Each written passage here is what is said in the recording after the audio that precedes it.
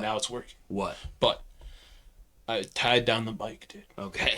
I feel like you're tying us down. And I'm tying you down. Podcast. I'm tying you down. Okay. Because it was an intentional move. Don't fence me in. Don't fence me in. That's exactly. Jamona. What? Nobody needs that. What? Everybody needs this, dude. Leave it in the comment section below if you love when TT just grabbed the mic like he just hopped up in the cypher, dude. Let me know, dude, in the comment section below, dude. That's bars right there, dude. That's big bars. Intentional. No, but for real, but if anything, it's tied down and it's more accessible to my side, bro. It is still, yes. So that's true. Also, what was no longer tied down? Yeah, but it's still tied down, dude. And also now I can't hear shit. Unplugged your shit. Plug your shit. What the fuck are you doing, dude? Like, does it matter where it goes? That's wrong shit. That's what? Not your shit. What is my shit? This shit? Yours isn't tied up. What do you mean, dude? Yours isn't tied. Shit. That was cable management for the headsets back Cable can they even hear us right now, bro? Potentially fourth chair. Yes, I don't believe it. Now I can only hear out of the fucking left side, dude. Same, dude. You see what he's doing, dude? Now it's good. But you fucked it up. You see what happens when you unplug shit? Dude, I'm gonna unplug them both, dude. That's fucked up. Neither of us can hear. That's fucking. They hear anything? Still hear, yes. That's fucked up that we can't hear what they're hearing, bro. I feel like we're getting robbed of our own scenario. We can still hear. All they're hearing is us. But it's like a muffled hearing sensation. There's no reason for us to even have the headsets on. No, yeah, there is. Except for visuals, you know, like. Well, listen, you can't have a podcast. I mean, many people have podcasts where they don't wear the headphones, but I feel like podcasting in and of itself requires the wearing of headphones. Joe Rogan, the biggest podcaster of all times, wears the fucking headphones. And you want to know why? Because it keeps you in check. Because you're hearing equivocally what the audience will hear. But when you don't give a fuck, it makes no difference. What do you mean, though? Like when you just yell for no reason, like you just did. No, that was to prove a point. There was totally a reason behind it. But all the other times that it occurs. Which is why we have a limiter set in digitally on the fucking OBS. You should have a limiter. We're a professional podcast. You should have limiter set, dude. I do. Right. I'm limiting your because you just right now, dude. I know. Tell me what else is new, dude. Loud. Tell me what else is new, dude. It's fucked up. Clouds. Dude, mad clouds, dude. So many clouds right now. Damn. So this is episode 56. 57. 57 of the Shooting the Poop podcast. Thank you for being with us. Make sure you like, share, comment, subscribe. All that shit down below. Check out the old... Do you even pin comments? Check out the description box. You should be pinning comments, though, because people never check the description box, which is why you also have to pay. You have it both. Have it in the description and pinned in the comms, dude. Just different stuff you guys might want to check out, like the merch store or like other like links to hella shit from the merch store so we can buy a new camera. We need a new cam. Although it might be fixed. It might be fixed. We'll see. It might be fixed. We'll see. We'll see. As the pod goes on, as it were. But I'm thinking we're probably doing all right so far. I mean, we're if not, we need 3 minutes at least in. like 300 to 400 items from the merch store. Right. In order to afford a new cam. At least. And then we got to cook the books and skim a little off the top. Yeah. But yeah, so we episode 57. 57. Every 5 we go live. So 3 more podcasts from now we will be live. We should probably check that before we start the podcast. You're the one that started the podcast. Fucking, you told me to start the podcast. Well, what are you doing listening to me for? That's a good question. But either way. It's episode 58. Episode 58, dude. We were there. We went from 56 to 57. We're here now at 58. Yeah, dude. So 2 more pods from now, we will be live. Yeah. And they always love the live pods better, dude. Much like the live chat. Speaking of the live chat, I do apologize, people, for not being around due to existential circumstances. I was not able to. I'm all right. I didn't get raided. Everything's chill. You know, we're fucking whatever, but just shit happens sometimes. I think throughout the years, though, I've been rather consistent. I think a majority of the time. Consistently late. Get the fuck, it's my show, dude. What do you mean? I would argue I'm fashionably late, bro. You got to build up the anticipation. Fashionably late, isn't that supposed to be like a few minutes or so, you know? No, it depends. It depends on the occasion. Yeah, and when it's a super duper professional YouTube live stream like we do here on the Terribly Tactical channel, which this is that you're currently watching the Shooting the Poop podcast. But I am Terribly Tactical and he is Tactical Scales. If you're here for the first time, which you're probably not, But in case, make sure you check us all out. And now when I go fishing, okay. I will know I'm Tactical Scales. You are, dude. You are. Except one of one merch. One of one merch that you can't get. You can't. You can't get it. Can't have it. Probably wouldn't want it. No. But but you still, even if you they did, don't though, want it. We put the fucking logo merch Right. on the fucking merch store. Nobody wants it, dude. Right. My designs did sell. I'll say that. I don't know. Maybe I have an eye for it, dude. Maybe I'm a marketing one genius. Of your hoodies sold. Marketing genius, dude. One of your hoodies sold. No, we sold the mug. I made the mug. That still wasn't your design. Yeah, I designed it, dude, because I put it on the mug. You put Cheyenne's design on the mug. Right, but like without me though, it wouldn't have been on the mug. Yeah. And not available for purchase for Gandalf, dude. So shout out to the Gandalfs, bro. It's true. Gandorf. Right, same diff. I don't know that he's a wizard, bro. You know? He might be Harry, though. He might be. More than likely. Right. Your channel. Right. More than likely. But also this chan, I believe. So. It's true. But yeah, you got to pin that shit in the comment section below, dude. I don't want to put the extra work and stress on you of copy and pasting I don't know if I can a single com into the com section below, dude. But if you can be entrusted with such, great power, which comes great responsibilities, dude. And the bills got to get paid. I don't know if I can handle it. Me neither, honestly. Hopefully we don't need a new compute. Right. Not a new computer, new fucking camera. Right, but even if we did, dude, we'll just... Speaking of camera. We'll go, what? I didn't adjust it before we started this. What? It's okay if you're out of frame. Well, no, I just didn't want the fucking compute screen in frame. What compute? I didn't even know. I didn't even notice it, dude. Frame, dude. Didn't even notice it, bro. Yeah. Imagine screwing. Now the whole podcast is ruined, dude, because of that. We can't even edit that out in post. It is what it is. We can't. It'll be fine. It's fucked up. Now I know about it, and now I'm gonna see it for the rest of the time, even though it's not there. Yeah. Yeah. I actually might be able to edit that out in post, though. No, let's not, though. Let's keep it on. Because this is raw, real, and uncut here on the Shooting the Poop podcast. So strap in, people. But yeah, we appreciate you being here. Comment down below. Your little people do. They comment down below. Not a lot of people. No. At least on this chan. Which I don't understand it, dude. I don't understand it. It seems like there's a lot of people that like the live chats, and the podcast is basically like a live chat that they can't interact with, but they can, though, with themselves at least, which we all know that's why they're here to begin with. Yeah, exactly. But we're just giving them the platform, dude. This is the only time it's a platform, dude. We had this discussion last time. But like we are giving them a platform, dude. And, they're just here for each other, which is great because we're building the community, and that's where the culture drags from, is the community, dude. So, we're providing that for them free of charge. We love y'all. We're here to do it. We're happy to do it, right? Yeah. But I don't see, like, people seem to love the live chats, whether they're fucking feds or they're fucking haters or they're fucking the normal fucking nefarious bunch that shows up to have a good time. But, like, they have to be aware of the Shooting the Poop podcast, dude. They have to be aware of it, dude. And I just don't see as much interaction, bro. And all those people that seem to love the lives. If it's not live, dude, you're not ready to jive, dude? We had some good interaction on the premieres. Yeah. Of the podcast. Yeah. Tell me about it, dude. Then it died off. Because I'm always at work. Then it died off a little bit once people started realizing that it's not right. You're not getting me again. Oh, man. They're getting salty because we wouldn't respond to their comms. That's funny. Or the bitch out Bobby thought that it was Cheyenne commenting. That's hilarious. So he thought we were live. It's hilarious. So he's like, "There's no you aren't fucking messaging me. This is imagine being Scales' woman. Imagine being that stoop, and also afraid to leave viewers. It. Right. They get a pass though. So because I try, usually it's posted while I'm at work. Yeah. And I try and fucking... Almost always. Right. Yeah. And I try and fucking participate a little, get in there, say what's up, whatever. And there's some peeps in there, dude. There's some peeps that stop by, say what's up to each other and whatever.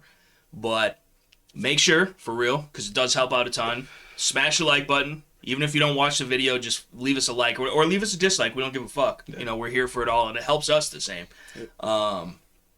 But yeah, if you support the content, you don't have to buy nothing. Just leave a like, interact, comment, join us, watch the videos, whatever it is. Unless we do need a new camera, in which case you have to buy something from the merch. Right, it's mandated. Otherwise, we're quitting the pod. At least 10 items. We're quitting the pod. And this is probably, I would argue, we were talking about Joe Rogan's. Yeah.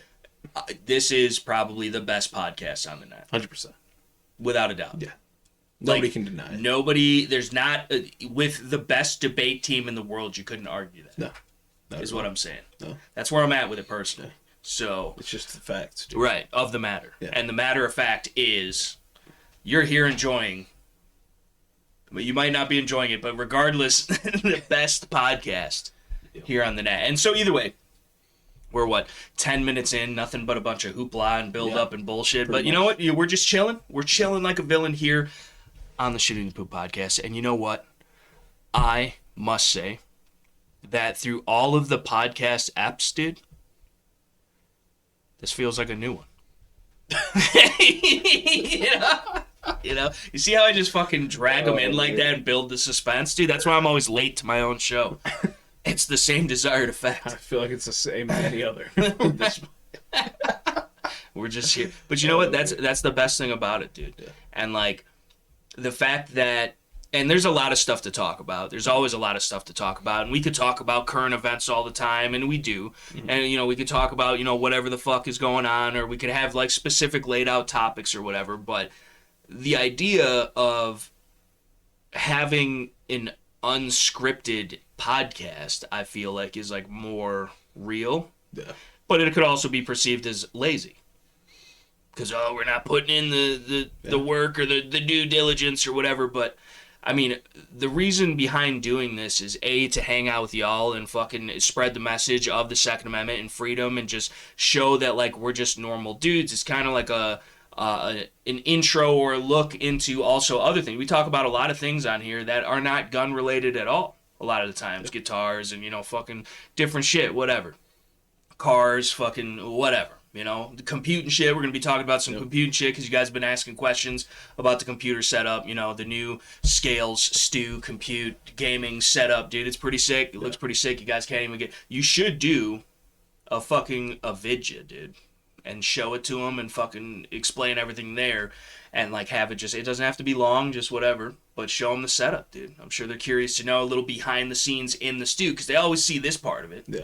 They always see that. They never see this, dude. It's because all this is stuff they shouldn't see. What do you mean? Dude, there's nothing wrong with that. It looks like you got to hang up that other piece of fucking foam shit, dude. You still got it? Yeah. All right, cool. We almost died inhaling those fumes to mount that shit, dude. And you just let it crumble. A good time, dude.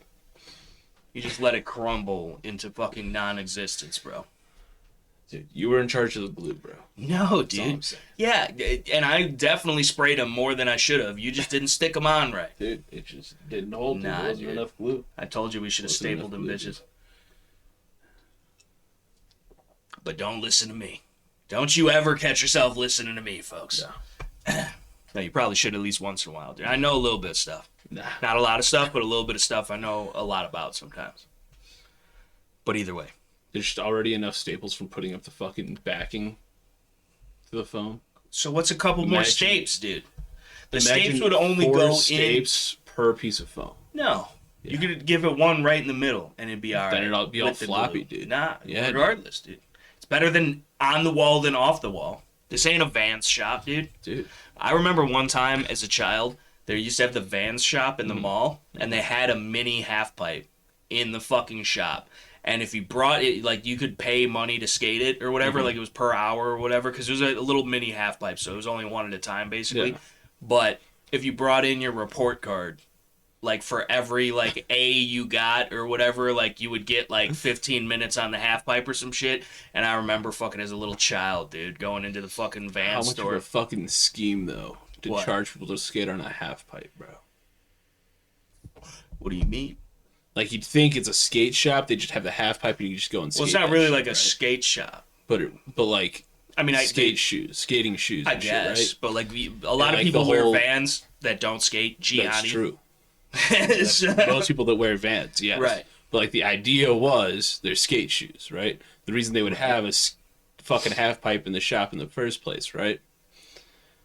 Why are you charging motherfuckers to use the ramp? Because they're fucking communist swine, dude. It's bogus as fuck. Or no, they're capitalist swine. They're capitalist swine, dude. They're not. So, but that's why is that? Why is your initial impression that half pipe is for everybody? Why are you trying to fucking? Maybe there's not enough half pipe to go around, bro. Dude, it's already only half of a pipe. All I'm saying is at that point they're showing off, especially people are wearing their shoes and shit while skating on the half. That's free advertisement. You are paying them to advertise for them, bro. I was a fucking fifth. That's also anybody grader. who wears their shoes is also paying them to advertise for. Right. That's anybody. Put their stickers on their skateboards. That's anybody. Yeah. Well, I still have a pair of Vans. I got this for free, so shout out to We the Peeps. So if anything, they're paying me to advertise, and I look good doing it. Size 11. No, but got a pair of Vans that don't fit me. I was hoping they'd be bigger. Even you be rocking the Vans. Do a kickflip, motherfucker. I can't no more. You could My never. knee don't work. I could at one point. You never kickflipped. I could at one point. You never fucking did no stairs or no handrails. I didn't. I fucking would have killed myself. I almost did a couple times. The same. I've never broken a bone that I know of, though. I've broken multiple. I've sprained a lot of ankles. Had a lot of sprained broken ankles. This wrist twice, this one once. And stop beating your little dick, dude. Fuck. And this one was fucking downside of... Right, dude, that's what I'm saying. Then fucking too much U.S.R.A. and he slipped, hit the bedpost, dude. It fucking was, another hairline fraction. This first one was from... I actually forget where the first one came from. Second time was falling off of a chair, climbing into a tree in my backyard. Can't even sit down right. Climbing up the chair to get into a tree in my backyard, and the chair fucking flipped, and I went down, and I went like this. I thought I broke both my arms. On the way to the hospital, I'm just sitting there. You better not have broken both. So you're gonna cast on both. I ain't wiping your ass for you. Like that's what you're worried about. Things somehow. Such a loving woman. With both arms, I couldn't use my fucking head. Shit hurt like hell. I opened the door with my elbows to get into the house. Like, I think I need to go to the hospital. And then this one was at the skate park. Okay. But not on a skateboard. Okay. On rollerblades. That's homosexual. That's some homosexual. They were not mine. Fruit booting? They were not mine. You stole somebody's fruit boots. Yes, it was a friend of mine who was there. And I'm like, fucking give me that bitches real quick. And it was a mistake. What were you trying to do? I came down off the fucking quarter pipe. I went up the fucking quarter pipe down. I didn't drop in on the shit or nothing. Then on my way down, I fucking one leg slid, hit the fucking pyramid, went up, and I went down and fucking. It was great. Didn't have a cell phone at the time, so I had to fucking borrow somebody else who was there's phone. I didn't have a cell phone until I think I was 17 years old. Yeah, I didn't have one until I was like 16. But I had to borrow somebody else's phone to go, hey, I need to fucking get to the hospital. Same thing when my bicycle handlebars went into my chest. I've had that happen, but with an ATV. And I didn't ride ATVs for years. And we got prop up north that fucking... Yeah. So you get the fucking circle on my chest. It's great. Yeah. Cracked my ribs when I did that one. Maybe you just have like ringworm or something. That's what everybody thought. Never got it taken Know how much I heard about that shit when I was in wrestling. But everybody thinking I had ringworm. From that fucking perfect circle. Props, dude. Also, he has a history of wrestling men. That ain't even real wrestling. That ain't even real wrestling, dude. Though I never got ringworm in wrestling. I only got it. You always played left out, dude. I only got it years later. Pone, dude. Years later. Okay. From a guinea pig. That's what I would say too if I got it from Cheyenne. Fucked up. The fucking. Nah, it's a fucking guinea pig. How do you get ringworm from a guinea pig? Because guinea pigs can get ringworm and often do carry ringworm. Okay, but did he bite you? No, it's just contact. So just from petting the little guinea pig, you got some ringworm. Exactly. Yeah. I thought isn't the ringworm an actual worm? No. No? It's a bacterial infection. Okay. What is the one that's an actual worm? Just worms? When they get worms, like when a dog has worms? Yeah. But like, can humans get worms? Humans can get worms, but is it the same worms of... Some. Okay. Yes. But how does that... Because like that's like an actual thing, like fucking squiggling around inside of you. So like how does that... How do you get that? It would have to like... Well, usually it's either through some sort of host, like a bug or something like that, usually if you get it. You know, like a fly or some shit. Okay. Or fucking you somehow ingested fecal matter of an animal that held it, or eggs or anything like that. So like if you're like rolling around in your backyard, you got dogs and shit. Your dog's got worms. You can get it. Fucking somebody was cleaning their fucking cat's litter box, touched a turd, and got some eggs in their hand. You know, touched a turd. Went and ate a sandwich. Like, didn't wash their hands well enough. An egg salad sandwich too, which is why they didn't know because of the smell. Exactly, it's the same. Exactly. Listen, I'm not opposed to a good egg salad sandwich. I'll tell you that, dude. Yeah. What about deviled eggs? How do you feel about deviled eggs? Not a fan. Why? Just not. Delish. Nah, dude. Some paprika, dude. Nah, dude. What? Dude, paprika is just bell peps, dude. Is it but in powdered form. Yeah. Is it a texture thing? I don't know. It's kind of gelatinous and like gooey and shit. Maybe that's it. I don't know. I think deviled eggs are fire, bro. Fire. You're a fan? I don't know how you... I would assume an egg salad sand would be the same. Or egg salad in gen, because that's basically what it is. It's egg salad inside of... Yeah. Just not a fan, dude. Uncultured, bro. If I'm eating eggs, I'm eating scrambled eggs, dude. That's it. Yeah, not even fried, dude. Nah, I don't even do fried eggs. Don't even do the fried eggs, dude. Nah. What about an omelet? I can do an omelet, dude. Because it's just scrambled eggs just fucking folded, dude. But no, not really. Technically, it'd be like fried eggs folded. Nah, dude. You can't scrambled egg. Omelet, dude? Omelet, yes, dude? I've made an omelet. You scramble the egg. You don't have a fucking egg white and then yolk. And I understand, but also scrambled eggs though are like little tiny pieces and chunks. Is why they're scrambled. Like you whisk the egg or mix the egg. Yes. I don't know that it's scrambled. But it's the same thing, only you don't fucking rip it up. No, because you let it fucking congeal and then you fold it. Yes. Because if it was regular scrambled eggs, if you had a plate of scrambled eggs. Yes, but what I'm saying is the texture is egg itself adjacent. Is the same chemically speaking. It's just in a different form.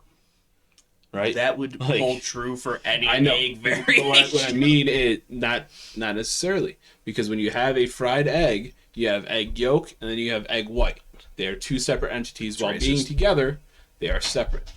Whereas with an omelet or scrambled eggs, they are combined. Right, the only difference between an omelet and scrambled eggs is that you don't fucking mix it up in the pan with an omelet. It's the only difference. You have to mix it up originally to mix the white with the yellow, dude. Exactly. You don't mix it up in the pan. Where do you mix it? Do you... What? What do you tell me? You mix it in a fucking bowl. No, you then mix you pour it in the pan. pan. You mix it in the pan, dude. Yeah, you just before you fucking turn it on. No. You're adding extra shit people have to clean. No, you're adding Teflon to your fucking eggs then, dude. No, because you use a wooden spoon. You don't use metal. You use a wooden spoon to fucking whisk your eggs? You just stir them up, dude. That's not whisking. It's the same, dude. It's not. The same. It's not, dude. The whisk actually imparts air into the egg itself. The whisk imparts air, dude. Fluffier huevos. Which is the purpose of a whisk. I understand.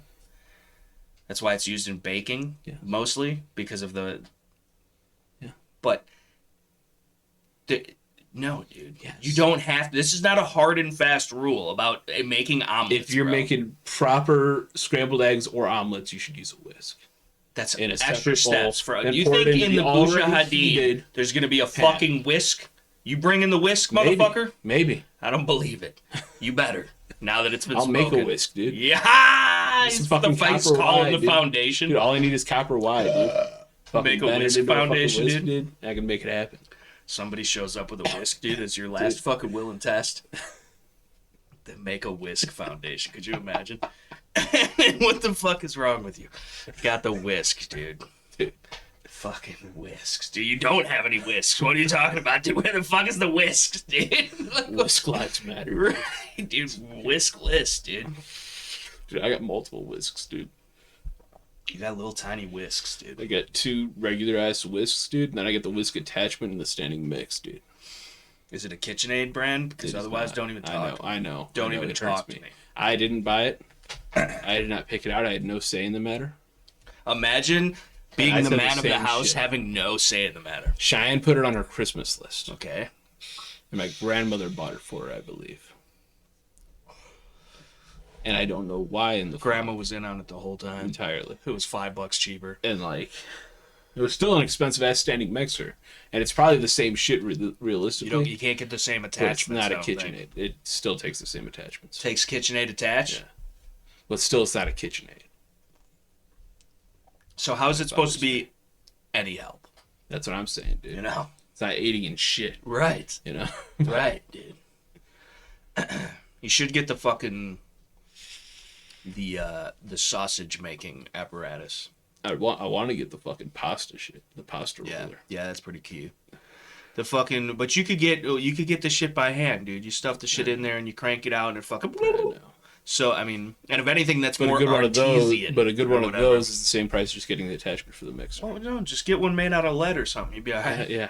It'd be cheap, dude. Great idea. And it's gonna feel good in your hand because it's got the heft, the density, and that's how you know quality. When you pick something up and you're like, oh yeah, that's good. Yeah. That's.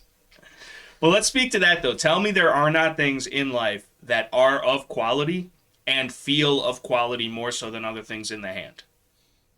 I mean, I can't think of anything that is more of quality and lighter. That's what I'm saying. Like, I don't think titanium. Yes. But like still certain knives even just because of materials. Right. So. Right. But. And I don't know. Like for real, like, and this is not even like a biased thing, and this goes for, you know, any number of things, but like if you pick up a Colt, a Kimber, a Rock Island, or whatever, and then a Wilson Combat, you can immediately feel the difference. I don't know what it is. Like, it feels more solid, it feels more refined, it feels more, and just from the mere touch, the nerves in the hand, dude, just one hand picking it up, there's something different about it, and it's inexplainable. We should test that with Cheyenne. See, What do you mean? Just this is kind of like when I ate like, different colored Skittles, and I got it right every time, dude. Yeah. Just like hand her a fucking Wilson, Okay. then hand her a Nighthawk. Yeah, but like and she ask her knows. which one's more expensive. Yeah, but I don't think that's really that. It could go either way, depending on the gun. Exactly. And who's got a Nighthawk, dude? Oh, Who's an idiot that didn't buy the Wilson? Is what I'm saying. But hand her like a Wilson and a Rock Island. Say which one of these do you think is more expensive? But I think that I think she honestly knows enough to know. Think she does. I think she does. I don't think she knows shit about her 1911. I think she knows enough. She's heard Wilson Combat enough from the both of us and understands that it's like a nicer gun, like a vague understanding. You seem to believe that she watches the live streams or the podcast. No, I don't. No, just from being around us, dude. I don't think she does. I don't think she can tell you. I mean, either way. I mean, but between a Rock Island and a Wilson, there's a visual difference before you even pick it up. So it would have to be like a, I don't know, like a Sig and a Wilson, or a Colt and a Wilson, or even a Kimber and a Wilson, or something like that. But then again, I mean, a lot of that, I guess, is perceived through, like, the weight thing. There really is something to that. There really is, because lighter feel. That's why I really don't like the PPQ. So you get into shit like this mouse, which just adds weights to it, right, to make it seem heavier. It's the placebo effect, dude. I can't even get one of these motherfuckers out. The placebes. Are you still running all your weights in your mouse, dude? Fuck yeah, dude. Otherwise, I'm too nimble, dude. I'm too the mouse. You saw the flicks, dude. I got nasty flicks, dude. You gotta add your weights to your mouse, you know? Right, dude. What is that made out of? Is that steel? Is it brass? Is it tungsten? Is it, what is it? Because it's in and of itself is really not that heavy. No, but it noticeably does make a difference in the mouse when you put them in there. I mean, it's non-magnetic, or at least not very magnetic. Yeah, but can you trust that fucking Chinese OLED magnet, dude? Yeah, but that's Chinese steel, dude. It goes hand in hand. So what do you mean? You know? Yeah. But either way, yeah, I mean, I think there is definitely something to it, dude. And it may not be necessarily the weight all the time. It could be how refined it is, as far as, like, there's no sharp edges on it, or the finish is nice and even and smooth, and if it's a shiny gun, it's shiny. If it's a matte gun, it's matte, but it's consistent. You know, shit like that. So, but there is, like, a noticeable, like, even if you were blind, I feel like you could hold one thing and then hold the same thing but nicer and tell the difference. I would say probably, like, 75% or more of the time, and probably higher than that, depending on what the item is or whatever. But still same thing. Like a good axe, a good knife, a good whatever, like even a good backpack or something. Like you could tell the fucking by just touching it, real Cordura, and then fucking Chinese ballistic nylon. Yeah. It's way more slick. Mm-hmm. It's like I don't know how to explain it, but it's like it's more aerated. You can feel that it's not as tightly woven. It's a different material overall. But, and again, cheaper shit or more inexpensive shit can definitely get the job done in many aspects. Like you could have a cheaper guitar and still fucking rock out a show and get paid for it. You could have a cheaper compute and so, well, that goes without saying. You could have a cheaper compute and still fucking log on with the boys and play Tarkov. You could have fucking whatever, you could have a cheaper gun. You could be rocking the Taurus G2C, but that motherfucker goes bang and it's accurate enough and the fucking whatever, it's a good size and fucking, so, but there is a difference. And depending on what you're doing, there is a benefit, I would argue, in acquiring the nicest stuff that you possibly can. Now, by all means, just like Lucas will tell you, don't fucking put night vision or some shit on a credit card and go broke and pay all types of extra money on interest or whatever. But definitely do that stuff. Right. If you don't have night vision, you probably should get some night vision.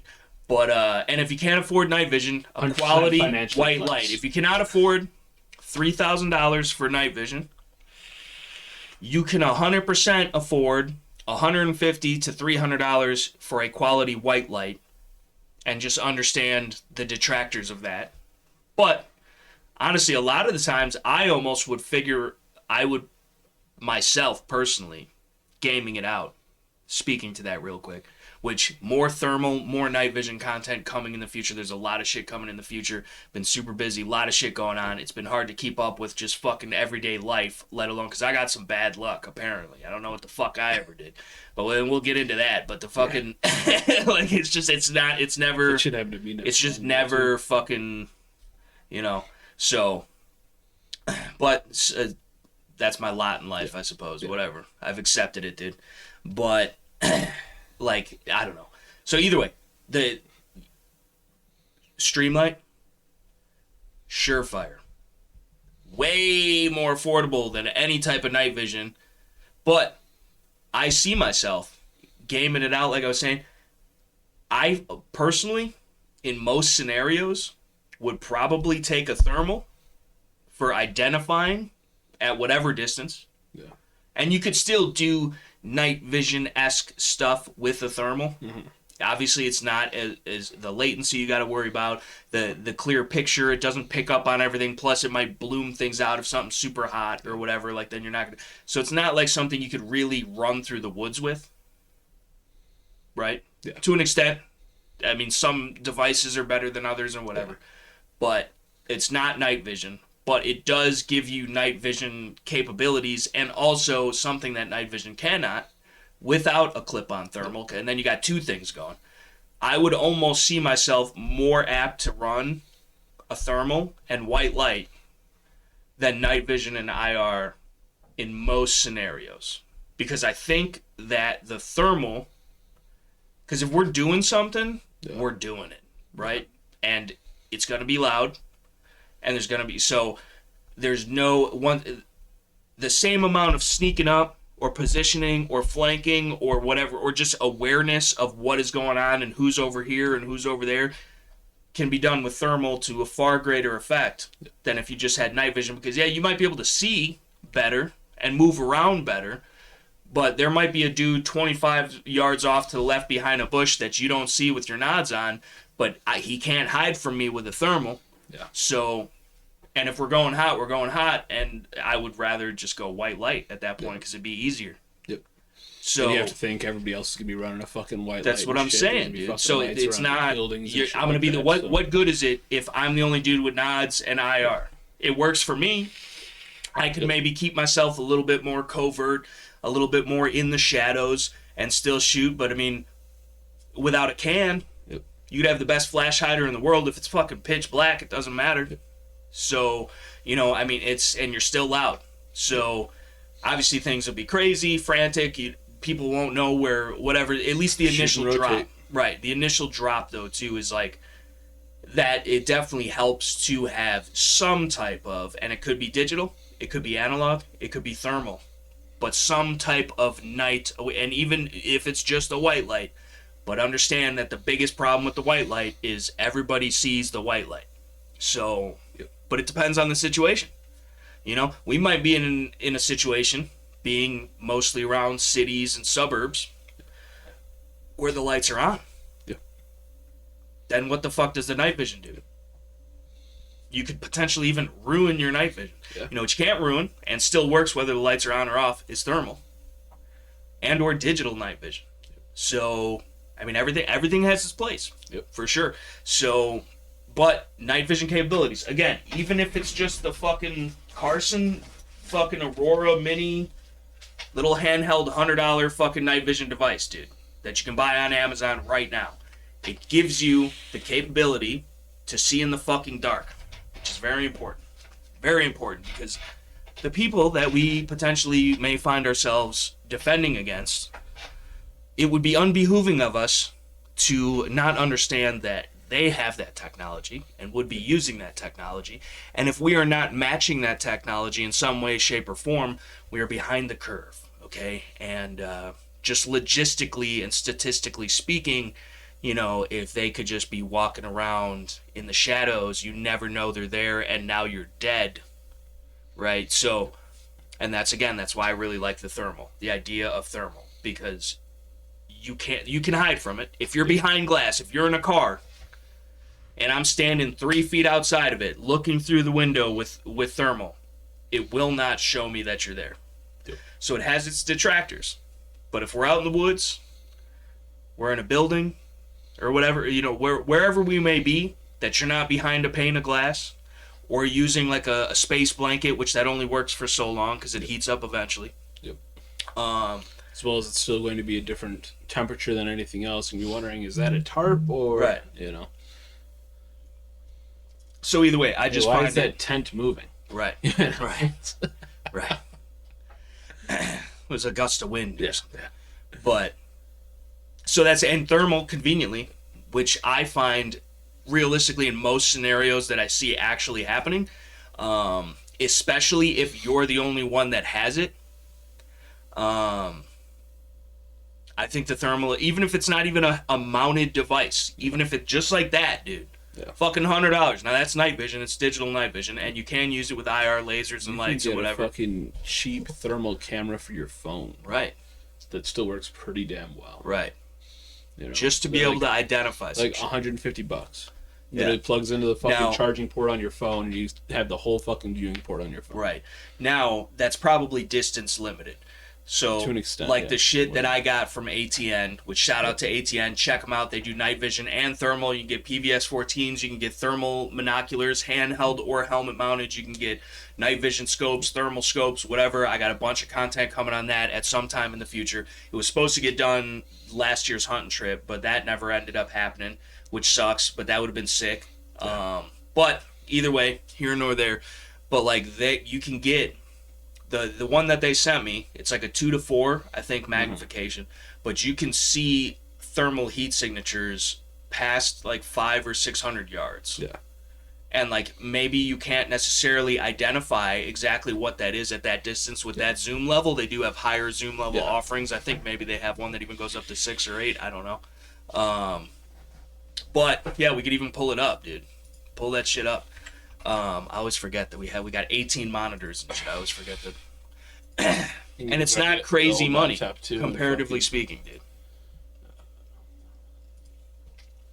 It'd be like a monocular. Click on a monoc, like a handheld or a fucking. Yeah, dude. So I got the 2-to-4 to 3 to 6, the 4 to 8, 2 to 8, 2.5 to 10. So and realistic, it's $700, dude. They got a fucking 6 to 12. Right, dude. 7 to 28. Yeah, dude. And like this is really, and it's like it's 4 to 40. You need a 40 times zoom on your fucking therm. Right, dude. So, and that, but just even not being able to fucking identify what it is, knowing that something is there could just be the difference in and of itself. Because we don't know what that is, so let's move around it. Or we don't know what it is. Let's go check it out, and you can keep eyes on it the whole way there, as long as it's within your line of sight. And so what I have is the 2-4. I have the Odin LT 2-4. It's $1,300.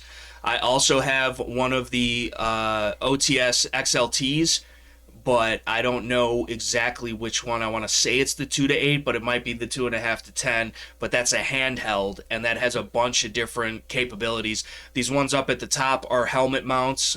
You have to use their specific proprietary mounting apparatus it's proprietary to the way that it interfaces with the actual monocular, but it mounts to any helmet that has a standard mil-spec mount or whatever. Yeah.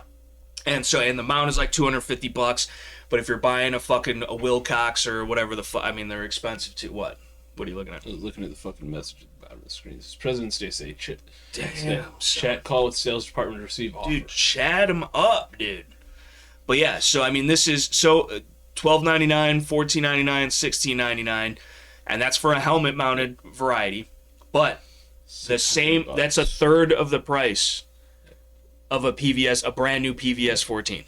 And I would argue in most common scenarios, again, thinking that, hey, we're working with a team of people, or even if it was just you, that are not going to potentially have the same equipment or the same capabilities. So while it might be nice for you to have and can be an advantage, and you can lead the team or do whatever it is with the information provided from using something like this, I think it does in most scenarios beat out actual night vision for the intended purpose that myself or the average dude would be using it for. So yeah, it's a third the price of a PVS 14. If you go to a handheld, which for the most part can do just the same, but now you are taking a second hand, a support hand off of a gun. You're not going to be able to necessarily reload while looking through the thing or whatever it is. But also, most times half you're the price. Fighting with a fucking 2x optic on your face anyways. Well, you never know. Operation of the firearm is going to be a little bit... No, you run it on your left side. You always run. If you're running a mono, it's always on the left side, so you can still shoulder a rifle. So, but the and even with close my left eye. Not necessarily.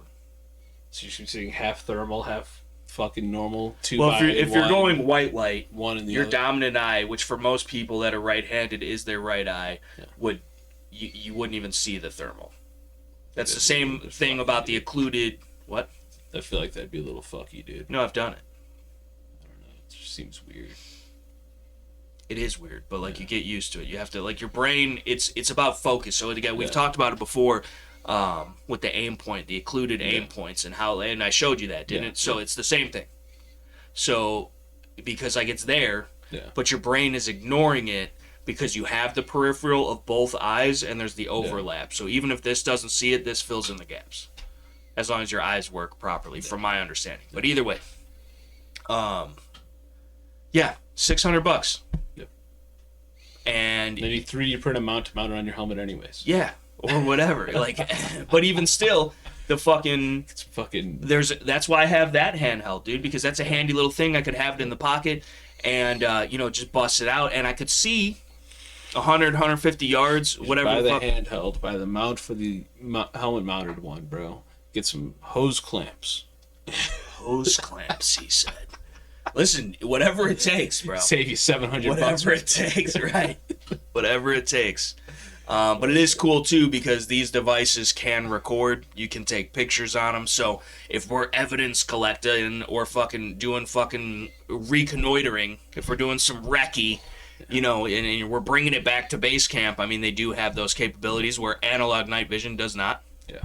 The only thing analog night vision allows you to do is see in the dark. Yep. That's it, which is a superpower in and of itself, but it's outmatched and outperformed by, just the digital shit, the compass shit. What's his face? Isaac was talking about on the T-Rex Arms channel on the Cyanix Opsin.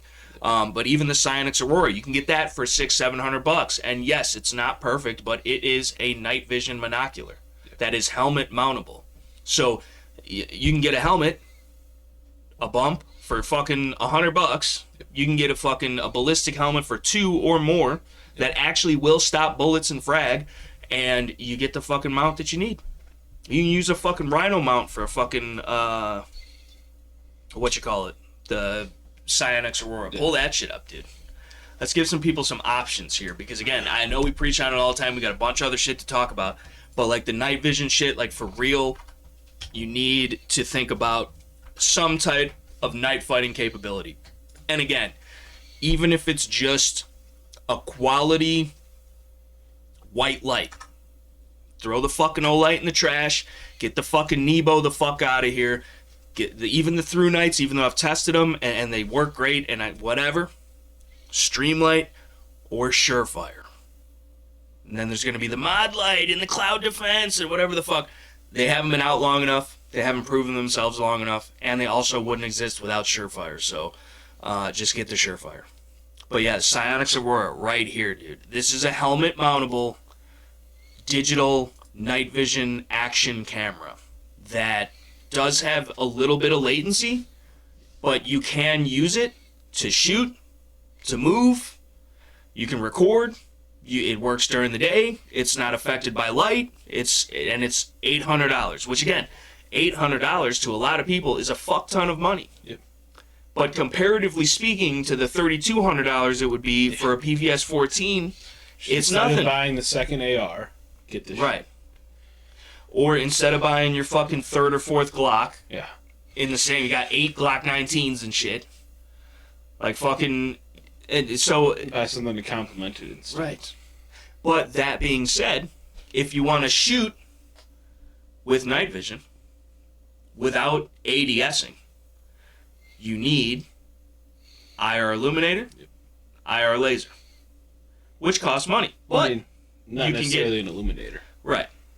Just well, yeah, but the thing is, though, when you are talking digital, it's not nearly as capable in true darkness as regular analog night vision. You can see in full color down to 2 millilux or near moonless starlight conditions. Right. But we saw on the video, even their new shit that's $2,500 still pales in comparison in super dark light. Yeah. Because basically analog night vision is black magic. Yeah. I don't know how to fucking explain it. T-Rex Arms did not know how to fucking explain it, and if anybody knew how to explain it, it'd probably be them. Yeah. So, but digital, I can more understand. Yeah. And it's, I mean, dude, $800, and you can get them on eBay used. You can get, they got like a pro version or whatever that's a little bit more money, but either way, it's a helmet mountable fucking digital night vision monocular. $1,000 for the pro. $1,000 for the pro, dude. Looks pretty sweet. Looks pretty sweet. Mounts on a J-arm or fucking whatever, straight to a helmet. You got the MVG, dude. So, I mean, there's options out there. A lot of people, like, yes, is this the cheapskate way of doing it?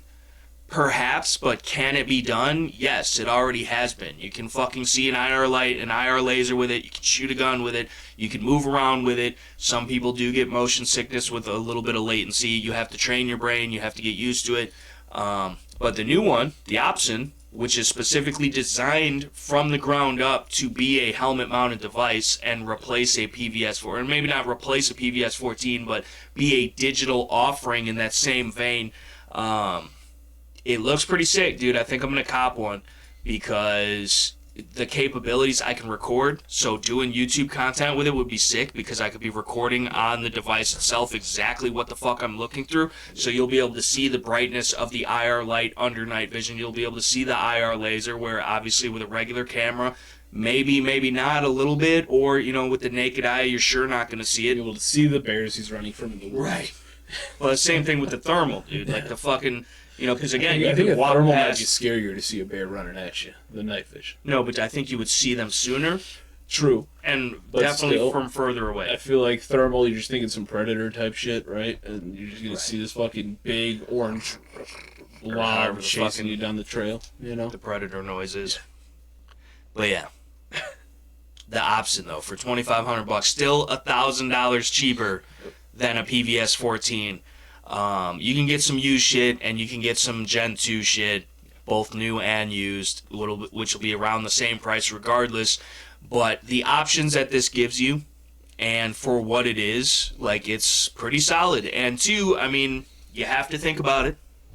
And this is the way that I feel too with it, which is why I like the digital shit and I like the thermal shit, is because it is not affected by light. Yeah. It would be my dumbass's fucking fault, and I'm very careful with the shit that I care about and like the shit that I worked hard for, and it costs a lot of money and whatever it is, like, I'll use it and whatever, you know. And guns are kind of different, you know, whatever, they get scratched and beat up, but like I try and take care of my shit.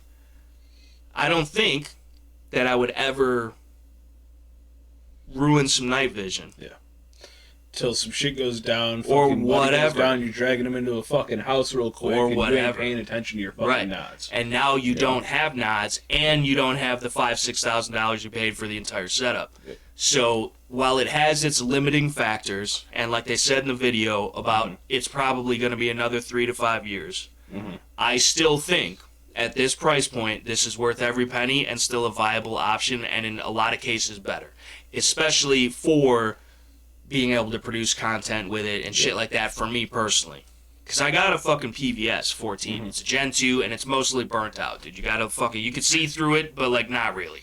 And so, and I don't know what the fuck I'm doing. It's fucking sat around for years. I've never, like, I've looked through it a couple times, but like I've never even mounted it to a helmet, dude, because it's not worth it. But I got it for a really good price, and I can't necessarily send it. You haven't mounted it to a helmet just for the purpose of LARPing around with it in the house. You really cannot see a lot through but it. Still, it's I'm shocked burnt. you don't just like walk they around left the house. They must have. There was like a lamp. There was like a lamp. I got the therms, dude. I got the therms, and I got the other fucking. It's basically just a fucking blob, dude. Dude, with the therms, dude, you would be able to see the toilet snakes, dude. Yes, dude. Yes, I would, dude. Never taking that helmet off now. But the fuck. Even in your black toilet. Mistake my fucking steamy poos for a toilet snake and strip out. Toilet. Just straight while out for no reason like I'm Nick Cann. But the fucking... Well, those snakes are still cold-blooded. Fuck those snakes, dude. They'd still, for the most part, blend into the fucking surroundings, bro. Nah, dude. Yeah. Fuck those. Don't even say that, dude. Fuck those snocks, dude. Snakes are therm-proof, bro. No, they're not, dude. Not complete. The therm resist, bro. They are therm resist, dude, but they're... But yeah, so shit like that, again, $2,500 is a lot of money. Yeah. Some people drive a car that costs less than $2,500. I just spent that on a computer. Right. So, and I told him he should have gotten night vision. I know I should have gotten night vision, but we wouldn't have been able to continue the podcast. Yeah, but at least you'd have night vision. Like, we could just sit here in the dark. It would be just as entertaining. I'd record it with the phone and upload it. Like, who cares? But just a black screen. Right. Well, you see the little bzzz, with the fucking. We flashed the I.R. at them a little bit, but they would never see it either. The computer, the phone picks it up a little bit. Like if you put like that Surefire beacon I got, you can see the LED itself. It's a little red. You don't really see the outgoing light. Right. Yeah. And you wouldn't see like a laser on the wall or like a whatever. Where even with that $100 digital night vision device, I've shot an IR light with an IR laser attached to a pistol. So apparently you can convert cameras to fucking C and IR. So. Right. But I don't know how to do it. No, neither do I. And he don't know how to do it. I could probably figure it out. There's probably a YouTube video somewhere. Where would you even send that off to? There's specialized companies that like just make IR. I think it's just because their shit at night looks fucking crispy as shit. I think it's just fucking with the lens itself, the actual fucking shit. Like I don't think you have to send it off. No, they said there's like a company that does it. Yeah, and I'm pretty sure that's what they said. They send it out for. I'm sure they're capable, especially Isaac's nerd ass or whatever. But like, so I'd be the one that if this camera ever did fuck up and crap out, I'd probably try it with this camera. See if I can do it. But I don't know what you would have to do. I don't know, but I'd figure it out. I'm just gonna start breaking it apart until I figure it out. Well, let's wait till it breaks first. Yeah. Before Which so far it looks like it's doing good, dude. So I think honestly, you may have solved the equation, dude. Finally. And he was never good at math. Do you know how many? Imagine you could have just saved the entire podcast by doing this earlier. Do you know how many fucking forums I've gone through trying to figure out this fucking problem over this entire time? I told you that's what it was the whole time. You never did. That's 100%. No. I said it's probably the old, what's the name? What is it? What is the problem now anyways? The fucking micro USD What? SSD, the micro fucking SSD to the fucking full size SSD, and it's old and it's outdated and it's been used and abused and it's time for a new one, dude. It's like changing the oil in the truck.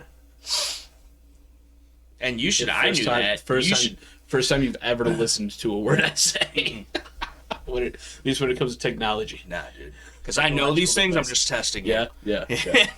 Then why didn't you mention anything once? I told you, dude. I was like, it's the fucking thing, dude, that records everything. That's what I said, verbatim. You probably did say exactly that. It's a thing that does the thing. That's what I'm saying, and I was right the whole time. So regardless, yeah. No, I was. It's all right to admit it, dude. Yeah. I was right about the other thing. I wasn't right about the other computer thing that I told you the one time. And you're like, you know what? That's the thing, dude. It was a thing. Right. The thing, dude. Right. Yeah, of course. But I was right, dude. I could have been wrong, but I wasn't. Oh, man. That's most scenarios. But either way. Now, if only you could get more specific. Yeah.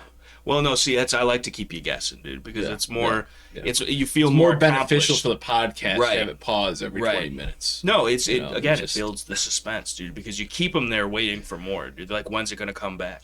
Watch, now it crashes in like 2 minutes. Nah, it'd be all right. And even if it went an hour, it's still an improvement, because we couldn't go. It'd be fucking 5-10 minutes in, and we'd be tripping out. Yeah. And it does look like it's night vision capable when it does that. But this is the thing, dude. I remember as a child, dude, with a little fucking skate camcorder I had a night vision mode, and it fucking saw in night vision, dude. So it's like, and it was digital night vision, of course, but like, where did we go wrong? That's like how there was a fucking, you can get one of those for like $50 probably, dude, and still technically fucking see it at night.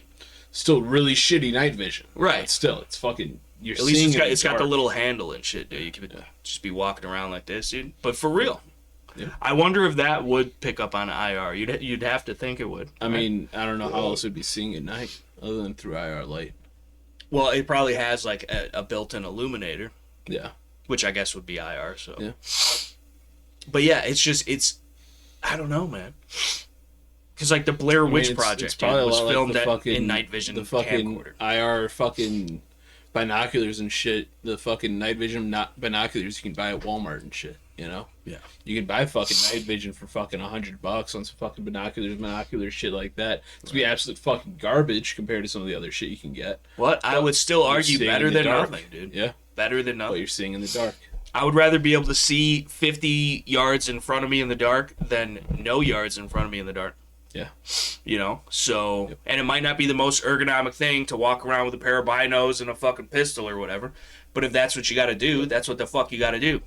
Because what is the option if you don't have the capability to see in the night? You either have to expose your position, which could be detrimental to your health, and or you can't move until it's light. Mm-hmm. So either way, you could be dead because of that. So again, I'm not just saying it. How are you supposed to see those bears chasing you through the woods? Dude, not even the bears, dude. You got to worry about the U-sex, dude. Like, but either way, like, again, you can get it more worried about the from $100, $100, dude, and that's way better than nothing. Everybody can afford $100, even if you got to save up, and it is a worthy tool to have laying around in the old toolbox. Still can't afford $100 right now. Nah, you'd be alright. Once people hit that merch link, dude, when they hit the merch link, since we fixed the camera, now you just buy hundreds of items of merch so we can buy night vision. Right, or at least some therms. Yeah. Settle for the therms. What do we make, like an average, like $1.25 on each item? So right, we're out there, dude. It's because we do it to the people. We're being fairly priced. Rounded up with the taxes to about $3,000. How many items do we gotta sell? 3 million ites, dude, at least. 2,400 ites. So 2,400 people. 2,400 one people. item. Okay. Right. Or we have you have like 300 something subscribers, right? Right. So if each subscriber, right, but just 8 items, got stickers, hats, 8 items, shirts, we'd be able to hoodies. afford it, dude. Every one of our subscribers bought 8 items off the merch store. If you actually ever put out some content, maybe they would, dude. Maybe. No content having. Yeah, I know, dude. No, completely out of content. Maybe we should skip the compute section of tonight's podcast. I should do that separate then. Dude. I mean, you should do it separately, dude. everybody's been asking, dude. And then the people that were Not everybody, specifically... there were a few people specifically asking. Right, so then but- then there'll be the people that Yeah. watch that vid, dude. Yeah. I think everybody... I'll watch the vid, dude. I still don't know. You told me about 100 times. But... Because again, this was the first night you've ever listened to anything I said about technological apparatus. Apparatus. That's what he said. The apparatus is what the fuck. Got that from me. But the fucking... Either way. I mean, it's just... But are you going to actually do it? Probably not. That's a prop, dude. It is. You got nothing but time to produce content, and he produces zero content. I got no time to produce content, still producing content. How does that work? Plenty of time to produce content. Who? You. How? You can produce content all day at work, motherfucker. Not necessarily, bro. We You be getting do. busy in that motherfucker from time to Yeah, time. busy as hell putting fucking Listen. tape over doorways to the bathroom, bro. It takes 2 seconds, bro. I got his ass, though. He was big mad, dude. He put a fucking clamp on my backpack around the chair, and I caught his ass doing it. He was big mad about that, too. But the What kind of a clamp? like a fucking like a clamp, dude, like that you would hold 2 pieces of wood together. Like he was fucking like Grab a your C backpack, clamp or grab whatever. The chair with it. Like, The old, should've or maybe taken- the grip clamp. Should See? grab one of them cable Shout out locks, to the dude. Bowling Our Tactical Should Channel. grab one of the cable locks. Dude, I'm gonna fucking put one through his fucking gauges. He's gonna be pissed. The fucking big ass. Do it. I told him today, dude. I was like, listen, dude, I'll put a fucking padlock around your shit. Dude, I need a padlock, bro. You need to get one of the fucking cable locks for the guns, dude. I'll put a bike lock through that, That was shit. dangling, dude. bro. Dude, fucking tie his ass to the fucking nearest post I find. Yeah. Oh man. But yeah, shout out to Kenny. But the fucking, yeah, dude, where were we at with this? I don't fucking know. We're talking about night vision. And Go I get was some night locking up vision. Kenny's ears, you know? Yeah, well, he was acting up, dude. He He was. fucking gallbang. Kids these days and what have you. Talk about the night vision, how the camera seems to be working. The camera seems to be working, and surprisingly, with our luck, even talking about it did not yet jinx I it. know. So I know. this isn't even real wood. This is like for mics. It's like some for mics, Particle dude. board. God, couldn't be me, dude. I don't even fucking do tabletop reviews on particle board. I know. Could you imagine? I Part board, dude. IKEA scoffs at you, bro, and their shit's dude. garb too. Yeah. They do have good meatballs. You ever get their meatballs? Have you ever been to IKEA? Once. They actually, As a young child. you should.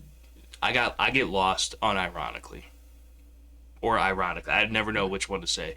But the fucking like, they even have the maps on the fucking. But it's like, dude, it's pretty. I went there once. I was Okay. young enough to where my mom tried to like stash me away in the fucking little daycare section they got and shit. But like Right. after like 20 minutes, I'm like, I want to get the hell out of here. Right. And like, Right. There was fucking it's like ball- IKEA jail like- for kids. Like I was young enough to where she tried, but I was old enough to where like I'm not playing in the ball pit, bro. Like no, it's not happening. I would have still played the ball. Like now I'd probably go and play in the ball pit, right? But like, so they ended up calling my mom over the intercom to come and pick me up because I was being unruly. And, like, causing a Unruly, ruckus. dude. You're like fucking Causing a Ash's ruckus, bro. Charizard, dude. You weren't. They weren't high enough You level didn't have enough trains, badges, dude. bro. That's hilarious.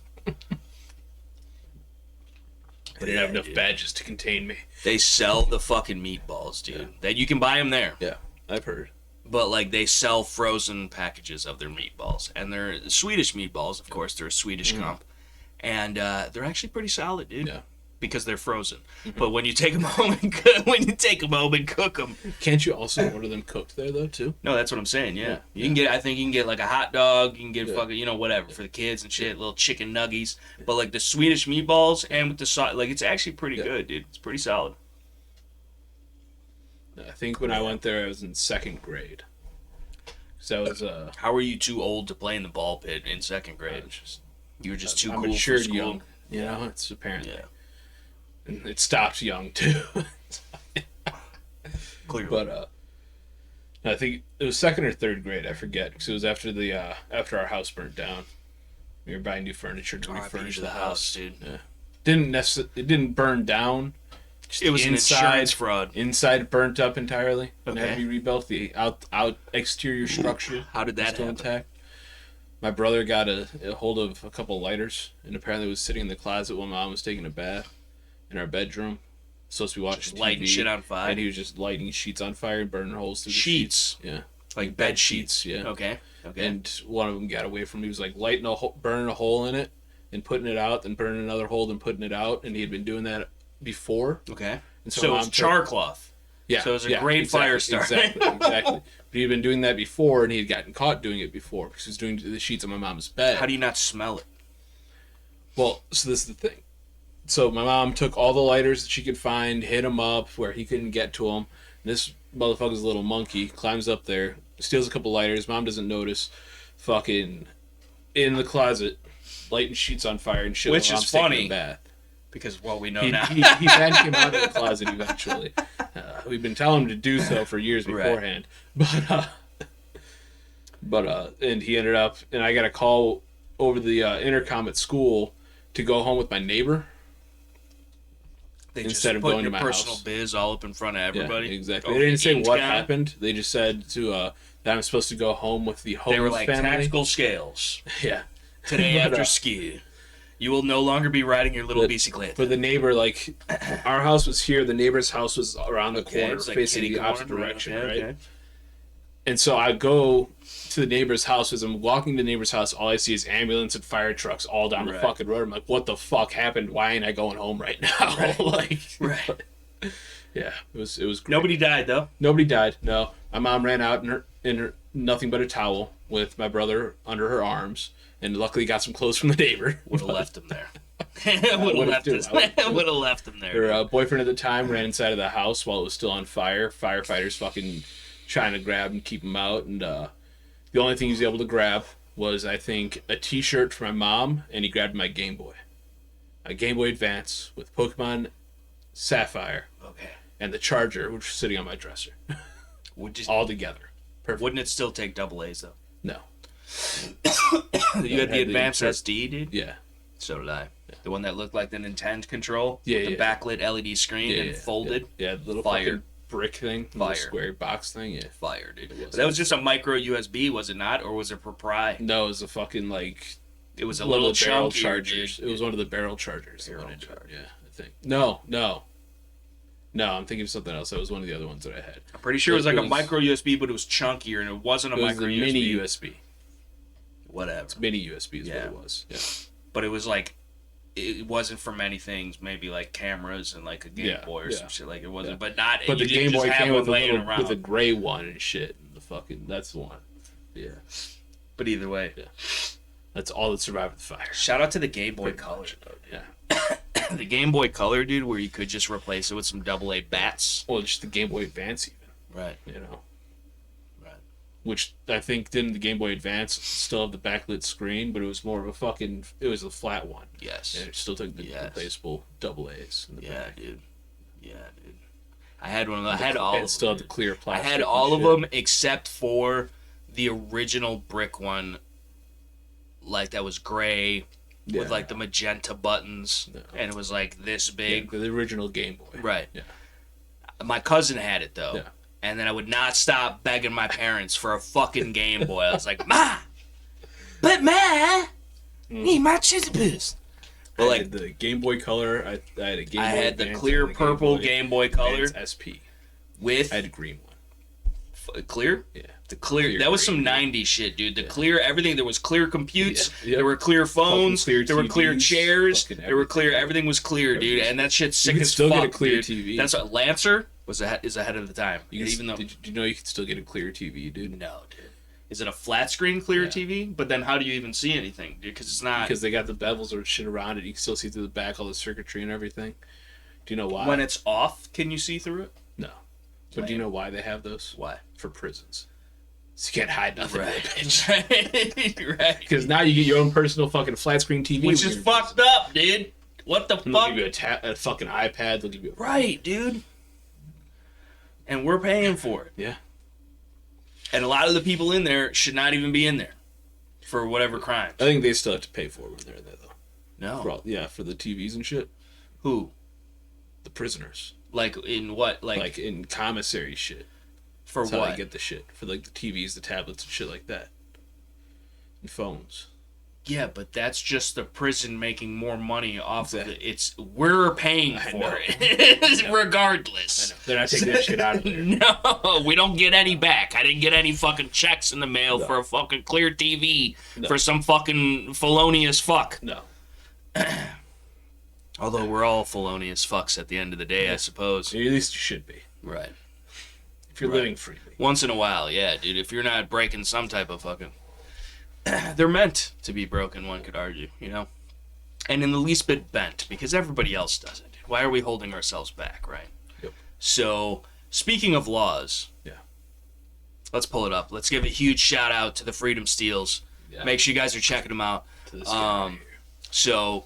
You were saying earlier, he looks like he could be my grandfather. He does look like he could be your grandpa, your uncle, creepy older uncle, your dad, whatever, dude. You don't talk about that, dude. The one night at Thanksgiving, dude. Like, listen, I ain't got no uncles. A lot of Jack Daniels going around. I ain't got no uncles. It's fine. How do you not have any uncles? I don't have any uncles. My father had 2 sisters. Okay. And my mom has a sister. Interesting. I have uncles, but. Right. I don't actually have an uncle. Right. Like I have my or a dad. Like I have exactly. I have my uncle Jonathan, okay, who's fucking my mom's cousin. So he's my second cousin technically. Okay. But still call him Uncle John. It's a weird dynamic. I got Puff, who is that shit sounds gangster. My dad's old best friend. Okay. Who I talked to him way more than I ever talked to my dad, but who was considered an uncle. And yeah, then great uncles and shit that I still just call uncle. Right. Even though they're kind of mediocre. Yeah. Right. Even if one's a real asshole, but yeah. Motherfuckers. This is my dentist. Right. This is not a therapy session. This is a shout out to Freedom. Motherfucker's an asshole, dude. Fuck that guy, dude. Yeah, fuck you. Fuck you. Fuck you, dude. Fuck you. Whoever you are. I knew there was anesthetic you could have been using. Right, dude. It's fucking evil dent, dude. That's what it scares the shit out of me, dude. It's fucked up. Could you imagine if there was an evil dent out there doing evil dent not stuff? give me anesthetic, and I didn't know until Cheyenne went to see him, and she got the anesthetic. I mean, A, throw some dirt on it, you'd be all right, but B, nah, dude, that shit hurt like a motherfucker. Yeah, of course the shit hurts like a motherfucker. Yeah. What do you mean? Yeah. You're getting fucking cavities filled and shit. First of all, it shouldn't have been eating all that candy. Dude. I ain't never had a cavity in my life, dude. In my life, bro. When was the last time you were at the dentist? I go like every 6 months. Yeah? Yeah, dude. It's shocking. What, dude? You during the fucking pandemic, dude? No, it ain't. Nobody went nowhere with the scam dem, dude, because I sure as fuck wasn't wearing no mask. Still got a great smile, except for the gap, still dude. require you to wear a mask there. Not my shit, dude. No? No, dude. They know who the fuck I think I am, dude. Like, what do you mean? But yeah, dude, same thing. With the mom, dude, shout out to fucking... Is he still doing it? Old Dr. Johns? At the vet? At the old, yeah. Yeah. Dude, that motherfucker should have been retired 18 years ago. And he's still doing it for the love of the game, dude. The best veterinarian on the planet, probs, dude. He'll give Steve Irwin a run for his months. And he's out there. Do you ever just see him out there chopping logs in the fucking back? This motherfucker be out there and he's like a hippie, kinda. And like, he's just chill and fucking, he's just out there, dude. Shirt off, tucked it. He's like Pat McNamara, tucks it in the fucking, right? And he's fucking chopping logs in the back of the veterinarian clinic because like they live there. Yeah. That's like their home is like next door or something. And like he's just chopping it, and they're fucking huge logs, dude. He's a skinny dude. He's a really skinny dude. And it's funny, dude. I see him out there fucking doing that shit. And when I used to work at the old fucking Costs, dude, he would come in and get fucking all the paper towels and all like just all the latex gloves and shit. And so, he's super cool, dude. Him and my grandpa go way back, but we go way back, dude. Fucking, dude. R.I.P. to Abby, dude. That was the best dog. I think best my dog grandpa goes further back than you did. Well, probably, dude. I would argue, just as like a safe bet. He probably does. But shout out to Dr. Johnson, dude. And also shout out to Denny, bro. Shout out to Denny of the TLCs, bro. That dude's a real one, dude. Not as old as fucking Dr. Johnson. I'm surprised Dr. Johnson is still doctoring. Yeah. I mean, because like he's good. Like he's chill. Like he's like in good shape. He's healthy, whatever. But like he is older. But like he was old when I was a child and we were going there with our dogs. But he he just can't. Although I guess a lot of people say, like, if you just stop working, like, if you do finally retire, then you die, dude, because you ain't got nothing to fucking do. Yep. So maybe that's what it is. But I mean, some motherfuckers, like, you would like to have fucking chilled out and enjoyed. But that's the other thing too, is you work all your fucking life until you're old and out of shape and whatever and everything. Like, you only got however many days left, type of thing. And yeah, maybe you got money, but it's not the same, dude. You're not able-bodied enough to be able to enjoy all the shit that you... So the fucking shit is backwards, bro. Cheyenne's great aunt still out there in fucking Arizona climbing up fucking 5-mile mountains and back down. Yeah, of course, there's people that do that shit for sure. But, like, that's not... I wouldn't even be able to do the shit. You can't do the shit now. No. Like, neither can I, probably. No. The fuck, especially, I don't do the heat like that, bro. I don't do it. Like, a dry heat is fine, dude, but when it's all fucking hot and muggy and then it's fucking buggy, like, I just there, don't... Like, climbing cliffs and shit. See, I don't do the heights, bro. I don't do the heights, dude. No. Chicago or otherwise. Like, like, I'm not... Like, it's not... Yep. You know? But still, shout out to the Freedom Steel. Shout out to the Freedom Seal, which is the whole point in saying this. So, obviously, about old if you got, you started it. You started the tangent.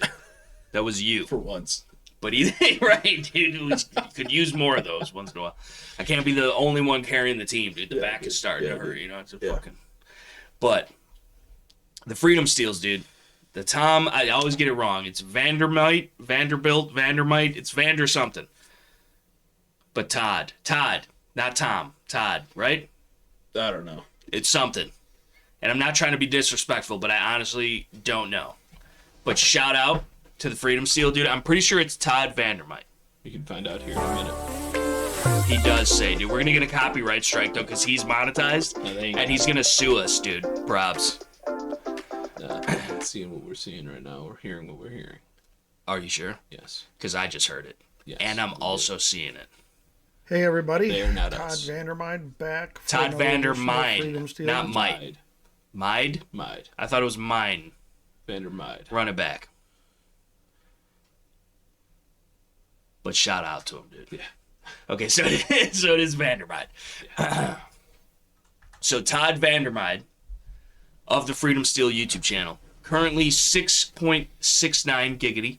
1,000 subscribes, 146 videos, and he's out here. He is a former NRA contract lobbyist or whatever, which to me, again, you guys know how I feel about it. That really does not, if anything, that's a detractor. But he seems pretty squared away and legit, and he's out here, he's a lawyer or some kind of, something like that, and he's out here fighting for the Second Amendment rights and has been fighting for the Second Amendment rights. When we went to Naperville for the fucking law weapons bullshit, he was there, he spoke there, and it's crazy because he looks like one of us, but he's a lawman, he's a fucking lawyer, he's a fucking attorney, he's a Still fucking... can't trust him. Right? But, like, he's, like, he doesn't look like the typical lawyer attorney person, and that's a good thing in my opinion. And he's putting in a lot of work and effort to back up that he is unique in that aspect, that he is a solid dude, that he is really here for the Second Amendment, and you guys should check him out. So make sure you subscribe. You can tell him I sent you or not, it doesn't matter, whatever. But yeah, get him. I mean, he deserves more subscribers. He's been doing a lot with the Illinois assault weapons ban. He's reporting on it. He's involved in it directly as far as an attorney. He's going over the cases. He's going over the points of attack. He's going over the way that they're attacking us or trying to appeal or repeal or whatever the fuck it may be. And he's basically a guns and gadgets that actually gets out of the chair and does something, and then also like has a personality, is not out here shilling. He's just a legit dude, and hopefully it stays that way. I'm sure it will from everything I've seen. Obviously, we were there in person fighting. Mm-hmm. We saw him there. So, I mean, he's at the I.S.R.A. shit, all the iGold shit every time, so... And that's not... Maybe we see him down at iGold. Maybe we do a collab, so dude. Get him onto the fucking do a collab. You're welcome to get on the podcast, the live stream, the whatever. And I would have a litany of questions, which I'm sure you get all the time and whatever and all that. But I've been trying to share his content. I've been trying to... Same thing with like different things. If I see something that I think is useful... or beneficial for people to consume, I'll share it on the Terribly Tactical channel. And I've been sharing a shit. I understand that not all of you out there, in fact, most of you out there are probably not from Illinois. Yeah. And so this doesn't necessarily pertain to you, but at the same time, if it gets ruled unconstitutional here, if we fight it out and win, then that means that New York, California, all these other places, New Jersey, then their shit can't stand either, and it's another precedent set. So we're fighting battles on all fronts. The one in Illinois is pretty serious, not just because we live here, but because it's actually, under this current assault weapons ban, it's actually worse than California. Yeah. Like, legitimately. They can still get AR-15s. Mm-hmm. They can still get fucking all types of different shit that we cannot buy in Illinois. Like, Illinois typically, like, right now, New York is probably maybe a little bit worse. Maybe. I don't know. But, like, it's pretty bad, dude. Yep. And all the mainstream dudes, the Guns and Gadgets, the whoever the fucks, talked about it real quick when it first happened. I haven't heard nothing about it since. And they be updating about all types of other places all the time. So I just, like, whatever it is. But that's why we're here. That's why we're doing this. That's why he's here. And he's doing it. He's actually a part of it. Like, he is in the courtroom deciding this stuff and working to decide this stuff for all of us. So you should definitely support him. Subscribe. Watch the videos. It keeps you informed. Even if you're not from Illinois, I think it's an important thing to be aware of what's going on, because if it can happen here, it can happen there. It can happen anywhere. It's just a matter of time. And we're seeing that as the days go on, that it's all encompassing. You're getting attacked from every angle. You got the federal shit with the ATF and fucking whatever. Even after the Bruin decision, that basically means all of this bullshit goes away because it doesn't fucking stand up to history, text, or tradition. But it's still here, and it's getting worse. So if the Supreme Court doesn't even have a say, so you have to look at it from a certain perspective and realize that this shit is really important, and you need to do your part because everybody has one to play if you care about this shit. And if you don't care about it, then fuck off, dude. Like, why are you even here? Especially here, because this is not a gun community channel. The Terribly Tactical channel is not a gun community channel, dude. It's culture shit. Like, you might not agree with us. We might not be a part of your niche culture in and of it's a little subsect, and you guys are the cool guys over here, and we're the dweebs or the fucking jerk-offs or whatever. I don't give a fuck. But, like, we actually care about the Second Amendment. We're not registering our guns. We're not fucking destroying anything. We're not fucking, there's a difference between the people that actually care. Oh, shit. How long in, though? A minute 22, dude? Hour 22? Hour 22. Yeah, right. Well, it's been a minute, though. But either way, see, this is what makes me think that it's the government. Because we're talking about some real shit, and all of a sudden it's a problem. So, I don't know. Who knows? Can they still hear us? Hopefully. They can hear us. Yeah. Okay, all right. So either way. For some reason, camera's not showing. Oh my goodness, dude. We're getting DDoS, dude. By the goddamn government. All right, there we are. But yeah. The Todd Vandermides, dude. Of the Freedom Steals. Completely gone on here still. Shady, dude. Yep, super shady. But at least they can see this. Let's get them to 10,000. Let's get them to 7. At least, because obviously we don't have too much reach here on the Shooting the Poop podcast. I've been sharing it on the Terribly Tactical channel. Obviously, most of you guys are from there. If you're not, shout out to you for being not from the Terribly Tactical channel and tuning into the Shooting the Poop podcast, because that's sick. The last hurrah, dude, maybe. Who knows? Who knows, dude? Again, we start talking about real shit. It's not just a coinkydink, dude.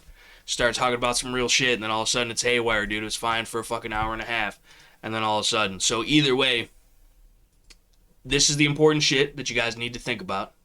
You need to support the people that are supporting the things that you believe in, especially if you're not really doing too much to support the cause yourself. So ideally, everybody gets out and does what they can all the time, which is not, it's a hopeful idea, but it's not maybe a realistic one. because everybody's got a job and a family and a this and a that, and they got to pay the bills, and they got to... So, even at that, if everybody just did a little bit where they could, it would simultaneously add up together as a team effort, and that's what we need. We the people is all of us, and we need to work together whether or not we disagree, because how we could not disagree on just freedom across the board is ridiculous, to say the least. So, supporting people that believe the way that you do, that are fighting for what you believe in, like Todd with the Freedom Steel channel, dude, and there's a bunch of other people. Obviously, we do it. Yep. You know, I mean, I do it over on the TT channel. There's a lot of people, fucking Wind Model's doing it. Joe Morgan's doing it. A lot of people are doing it. Oregon Unlimited's doing it. Let's all fucking do it, dude. In a non-homosexual manner, you know?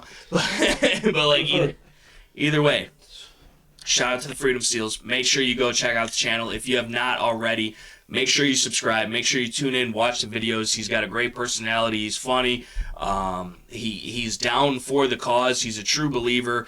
He's a smart man, he's a wise man, and he explains a lot of this shit. So even if it doesn't necessarily pertain to you or your state or what's going on locally, you know, as far as your gun rights are concerned, you might have it great. You might not have to worry about a thing, but I still would.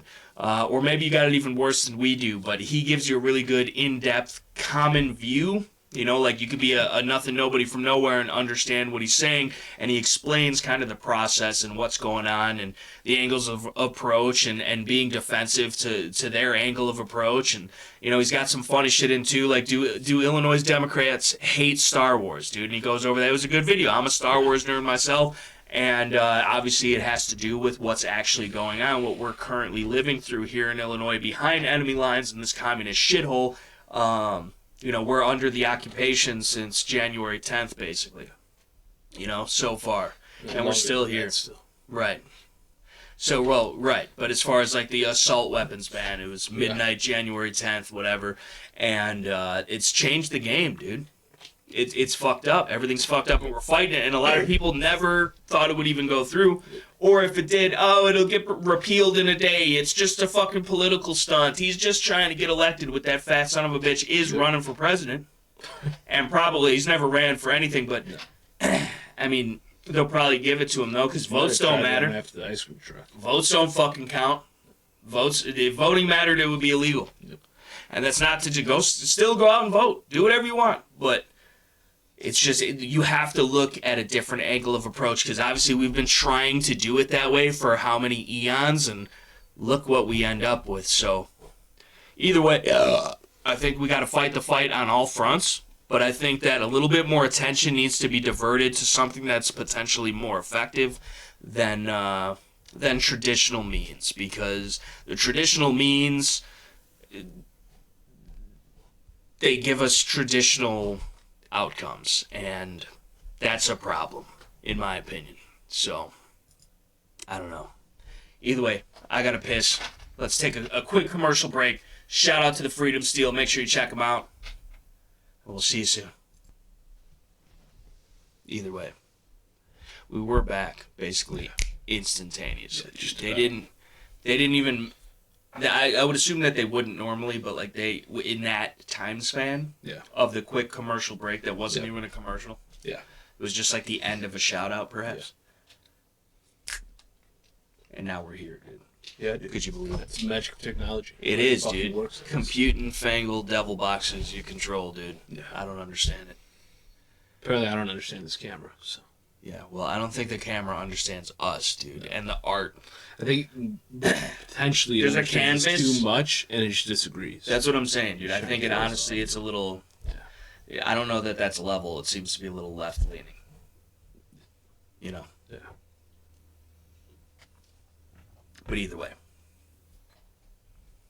at the end of the day, which we're coming up on. It is technically almost the end of the day. Damn, you know, I've been running my watch, dude. Yeah. Like 10 minutes fast. Yeah.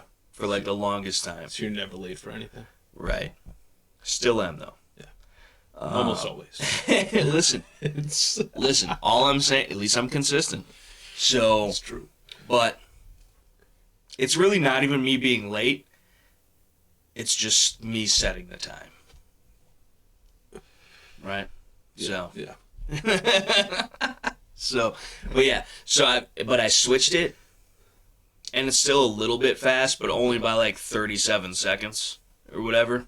Because you're sitting there and you gotta like wait, because if you miss it, you gotta go all the way back through and then line it up like when you're fucking, like it doesn't just stay there. Like it keeps counting 1, 2. If you reset, okay, 1, 2. Yeah.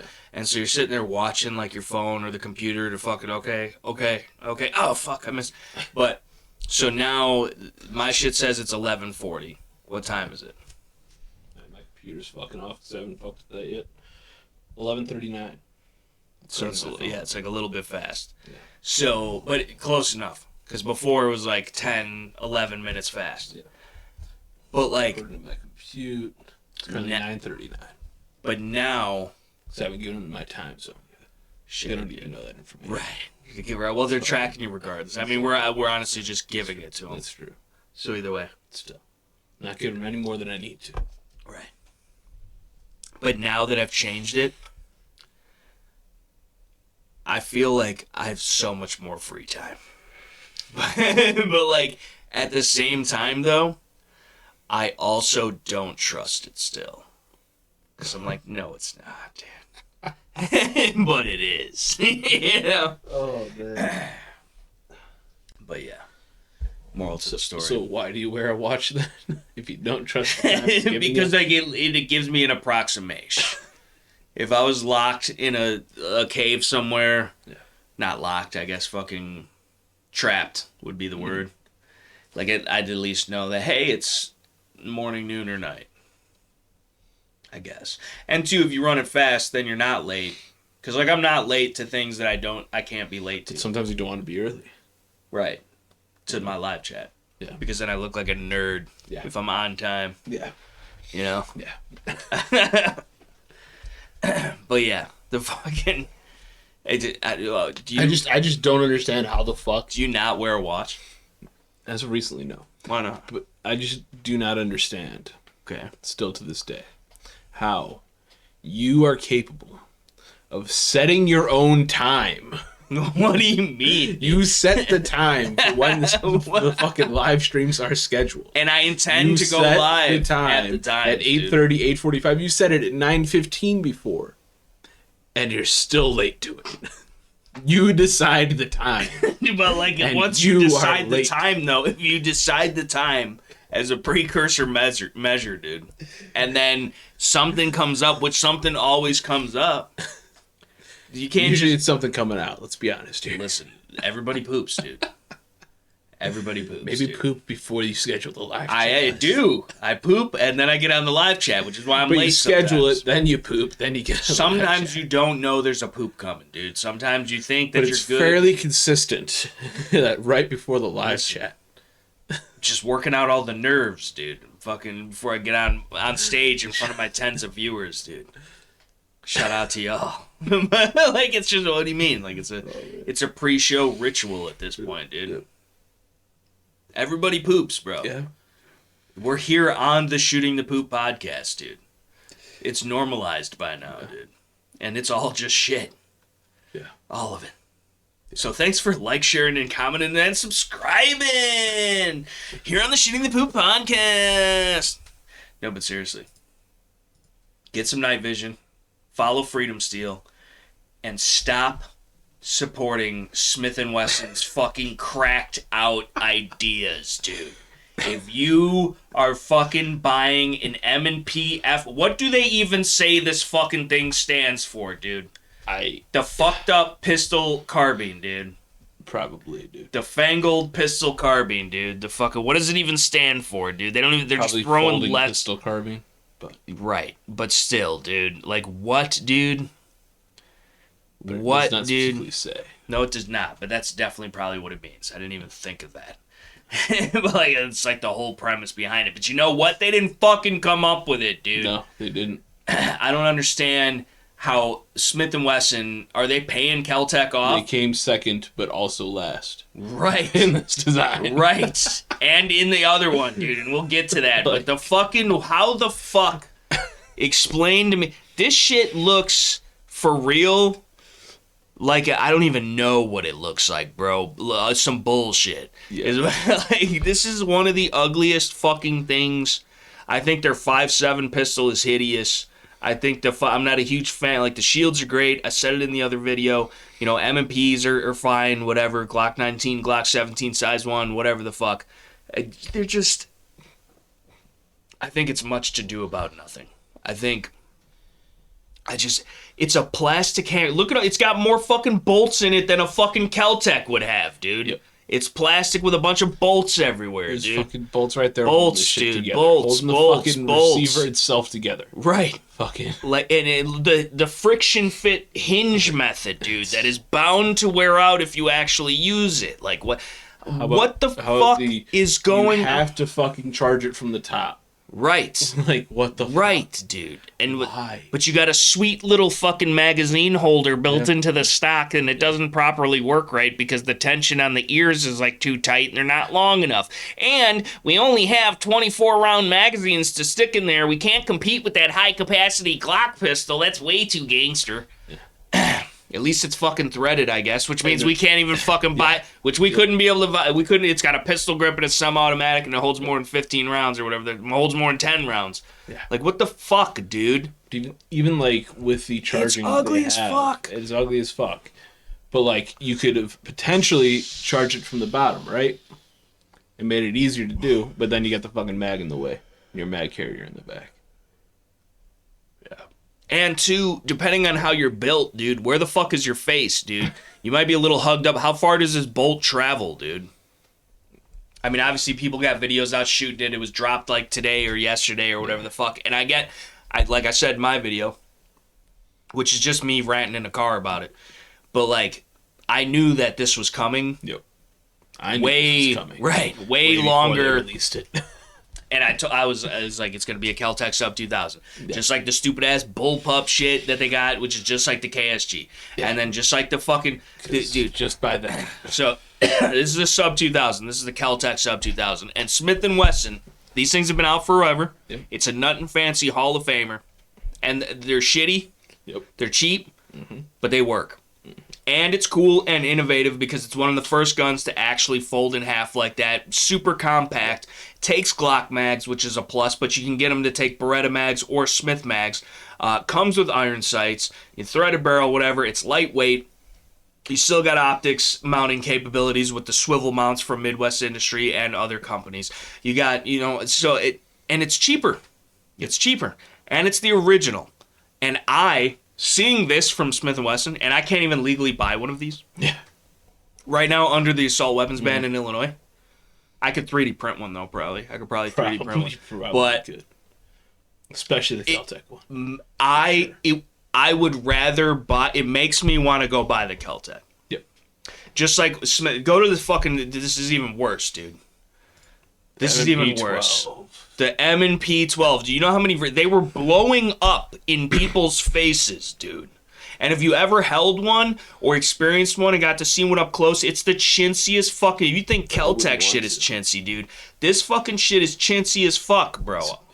I just now realized. What? The M&P forward grip, dude. Oh my god. Not just the regular. The ergonoms, dude. Look at the fish scale serrations on the pump, dude. Oh my fucking god. This is the worst fucking thing. Like, why? Who the fuck? Smith & I have heard from their reps myself that they are not a tactical company and that they cater to the sporting market, which is why M&P Sport, which is why I really agree with Lucas. We say, stop calling it a fucking sport rifle because then people think it's only good for sport, and then they're like, oh, well, we don't use them for sport anymore, and then you don't get a fucking gun. It's a fighting rifle. These are meant to kill bad guys, no matter who the bad guys are. Cat burglar, tyrannical government, anywhere in between. But, like, this is just the cheesiest bullshit, and this is not... Up until recently, Smith & Wesson... would never make, and they made shotguns back in the day, or at least had them contracted, and they're actually supposed to be pretty solid. They had some pumps. I think they might have even had some over-unders. Maybe they even still do. I don't know, but they're outsourced now if they were not used to be. But This is some bullshit, dude. This is some fucking bullshit. It's not a bullpup. It's some bullshit, dude. This shit. They were blowing up. People were getting hurt. They were recalled them. I don't know if people ever got their money back. It's chintzy as shit. Like, literally the whole fucking front pump assembly. It's got way too many buttons and widgets and gadgets. And again, they're stealing Kel-Tec's homework. And Kel-Tec, the KSG, dude. John Wick, for one. It's cool as shit. It's cheaper. It's less money. It's better built, and it's the original. Like, I would not feel like, of course, I'd rather have a Benelli M4. Yeah. I'd even rather have a Mossberg 590. But, like, if I had a KSG, I would be like, yeah, it's a little different, but it works, because they do work. Like, it's not a piece of shit. And when they first came out and everybody wanted one, it was the coolest new thing, and, like, nobody had ever seen one before. They were selling for, like, $2,000 on Gunbroker and shit. And the way Kel-Tec operates is they got really cool, innovative ideas. It takes a while for them to come to market. When they do come to market, it's usually small batch stuff. You can't get your hands on it. They're super expensive right off the bat. And then they simmer down to like very affordable prices for what it is. But at that same time, overall, and I have a few Kel-Tec products. I even have an original fucking Grendel pistol, which is Kellgren from back in the day, dude. That was the original. It's, I don't know. Did you see it? I got it for like $25, dude. That one, the little 380 fucking shit. That was the first gun that fucking Kel-Tec ever made, pretty much. And I had to buy it. That motherfucker works. $50 out here, dude. I'll fucking skirt. Say no. So, but this is cool. Yep. It's in video games. It's in movies. Yep. It actually does work. I know several people that have them. You have to be careful not to fucking, Captain Hook yourself. Yeah. But that's with any short gun. So, I mean, it's a little more with a pump-action shotgun because you have the inertia to slide past and blow your shit clean off. But either way, it'd be a hell of a story. You probably won't die. Yeah. And imagine having an actual hook, a tactical hook with, like, replaceable attachments, dude. Yeah, dude. Yeah. That would be sick, dude. Grappling hook, if you think about it, dude. Couple 12-gram CO2s in there. Yeah, dude. You'd be all right. So, this is cool. Like, I'm down for it. Like, I have a KS7. Yep. It's mostly a toy. Like, I would never grab that over a 500, a 590, even a Maverick 88. And I sure as fuck would just go grab the Benelli M4 or the M2 or the whatever the fuck, the Sega 12. Just which one? Right. But the fucking, but like it's still cool. I still could depend on it if I had to. It wouldn't be my first option, but like I wouldn't be like, oh my god, I would rather have a pointy stick. Yeah. So, although that KS7 bucks like a motherfucker, dude. Like with 2 3/4 and let alone 3-inch, dude. Even 3-inch birdshot, you feel every bit of that.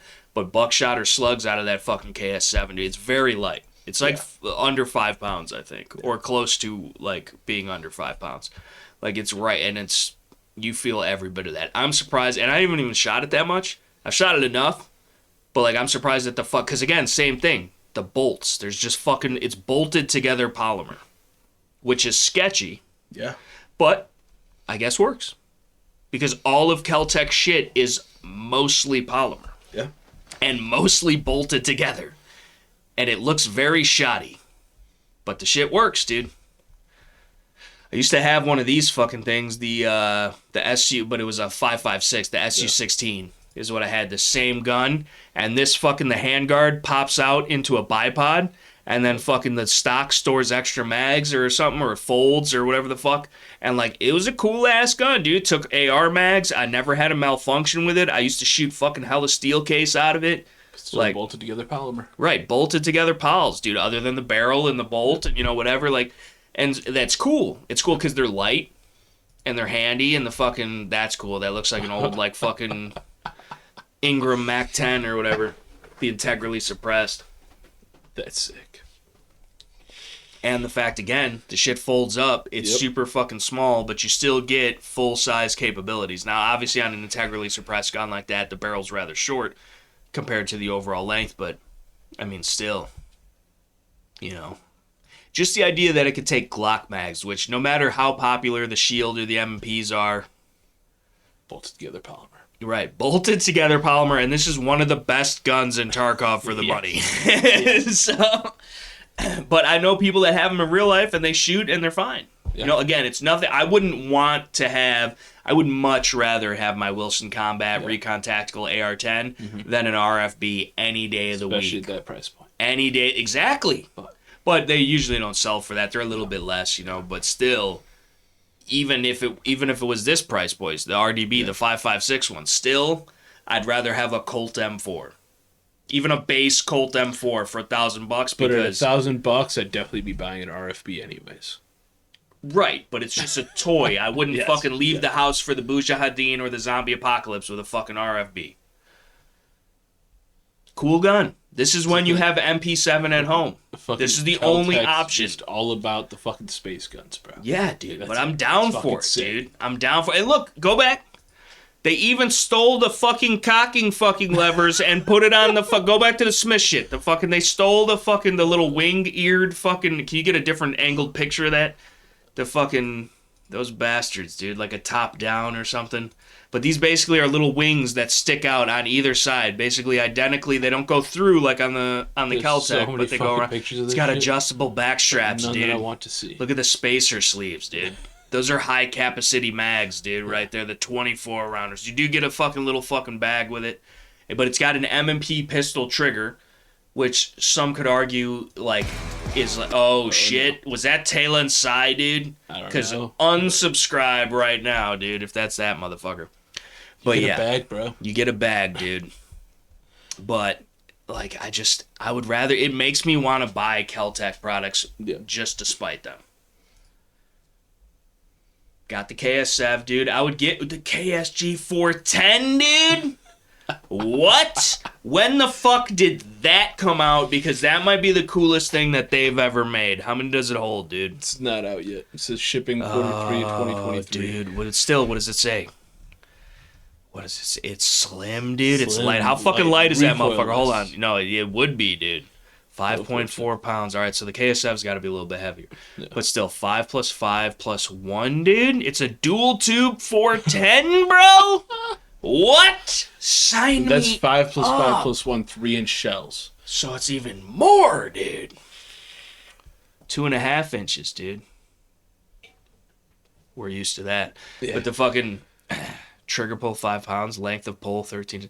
That's cool as shit, though, dude. I had no idea this was coming. I didn't really watch much of the fucking SHOT Show shit this year. I don't know if this. I'm sure it's what. Look at that little fucking thing, dude. Look at it, dude. That's adorbs, dude. Oh, man. That is cool as shit. And you know what? Now that you have, it's even lighter weight. Mm-hmm. There really is no recoil. No.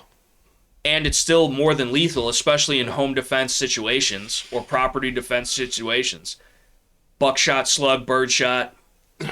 Like that is a fucking, that's a fucking, they're onto something with that, dude.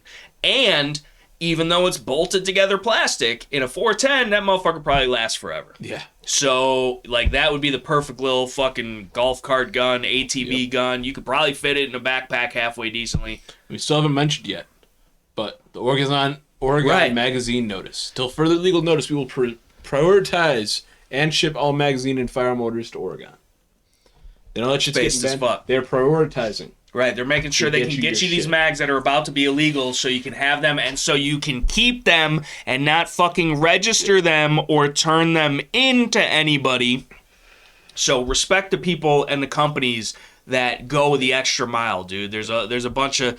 Davidson's Defense has shipped us some shit after the point in time that they should have shipped us that shit. And, but I also hear, because I told old what's-his-name, sitting in the corner about that, because he was in need of some things, and he said that they changed it and that they're not doing it anymore. So we just got in on the cusp, dude. Yeah. On the last little bit, I guess, or whatever. They honored the ords, at least, I'll say. Or maybe they're just dumb and they weren't aware. But either way, either way, you know what? It doesn't matter at this point. So we got our shit. Right. But, like, there are people out there that are still doing that. Like, there's like, Steve talked about, like, what Wilson Combat did. They said, get the gun, so it's yours, and then you could just send it in as, like, a repair, and then whatever. So, yeah, that thing's nuts, dude. This is a bad bitch, dude. That looks like a fucking plasma rifle in above an 80-watt range, dude. But I've always liked the KSGs. My cousin's got one. I got a bunch of buddies that have them. They're cool, dude. Shout out to Red Fox Customs, bro. Like, they're cool as shit, and like they work. It's a pump action shotgun. It goes bang. Rounds on deck, bro. Of 2 3/4, dude. Imagine if you put fucking mini shells in that motherfucker, dude. You have fucking 100 fucking mini shells in that bitch. And it's cool as shit, and you can bolt all types of shit to it because that's all M-lock. You got rail space, like it's a double pistol grip pump shotgun, which is very intuitive. And at least in this configuration, while big and bulky, you don't have to worry about Captain hooking yourself. Yeah. Like, I don't know, dude. They're sweet guns, dude. And honestly, they have it's been still out. Realistically, not going to be much longer than a regular shotgun, right? If not even still slightly shorter, dude. Yeah, you know. So. Because even at that, even if the overall pistol grip, length 38 inches. Yeah, that's definitely shorter, dude. There's some shotguns with 30-inch barrels. Yeah, you know.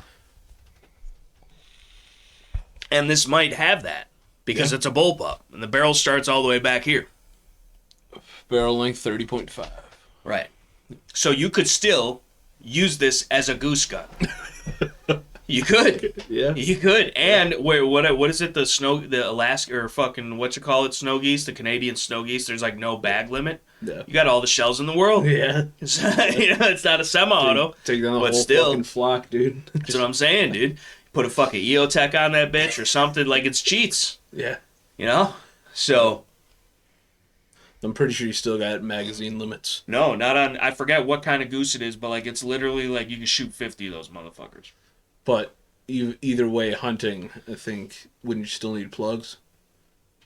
No, not if you're hunting those specific type of geese or whatever it is. I don't know what, and I don't know that you get 50 of them, but like you can shoot like, I forget, it's Canadian snow geese or something, but like that's literally why you see like the Stogers and the Mossbergs that are painted white with like, it's like a Jerry Michelet gun, but it's a snow goose gun because like you can shoot more than 3. You can shoot a lot more than 3. So. I mean, just fucking spray paint that bitch white, dude, and get out there. So, it's cool shit, though. But what's not cool is fucking Smith & Wesson not being Smith & Wesson and not focusing on what made them Smith & Wesson and then focusing on a bunch of other bullshit that is a niche market to begin with and is already thoroughly covered. Yep. I did see some shit at SHOT Show where, and I've seen it for the past few years, you know, it's like prototypes and shit, like the thing that folds and it swivels or whatever also takes Glock mags. I think maybe they got a 5.56 version or something now. The whole top end. Right, it swivels. Yeah. It's like on a fucking, and it's like, cool, that's awesome because we're making things smaller and more compact and more concealable and more, you know, you could carry friendly in a bag or whatever and have full rifle capabilities, you know, for the size that's not too cumbersome. And so I get it. It's cool. It's whatever. But Smith & Wesson should, in theory, have the proper techs and people and engineers working on this shit, the proper machinery, and be using proper components to build proper fucking made guns. Yeah. And this shotgun was not properly made in the least bit and was actually a danger to anybody who used it. And I'm pretty sure they got sued on it or it's a fucking big-ass recall. And again, I don't know what happened. I don't know if people got their money back. I don't know if they got fixed guns. I don't even know that this is still a current production gun because we had one at the shop and I told them not to order it. But, oh, it's the newest and fucking something. And, you know, people were asking for it and shit. Mm-hmm.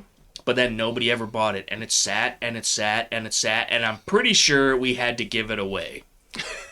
So, like, I think that's the only way we got rid of it. But, like, this is junk. And who the fuck that's a Smith & Wesson brand loyalist was asking for this?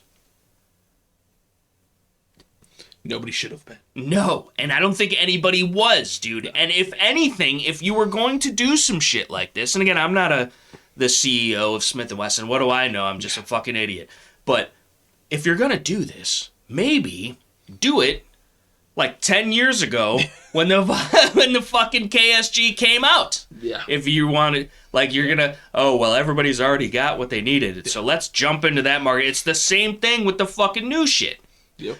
I think they would have been far more successful with just an M&P 15 Sport, but instead it's the M&P 9 USPSA or whatever the fuck it is. It's a competition pistol caliber carbine. And it's an AR and it's super common and it works just like the rifle we already sold you and fucking. Like and oh, you know what? 5.7. You know what? It takes Glock mags, which they told us. The Smith & Wesson rep told us that it was going to be able, they're going to have 2 different SKUs or they're going to have one that can do both or something like that. So if there's a Glock capable one coming in the future, which if they don't release the M&P one first, they're never going to sell any. Yeah. So they're going to get you right now and then they're going to have a Glock capable one because they'd be stupid not to, because they would drastically increase their sales if they could take Glock mags in their carbine, because everybody's got a fucking Glock. So if you see that in the future, you heard it here first. I didn't sign an NDA, and I've been quiet on it this long. I knew about this shit. I knew about what? I definitely didn't when I talked to the guy. Right?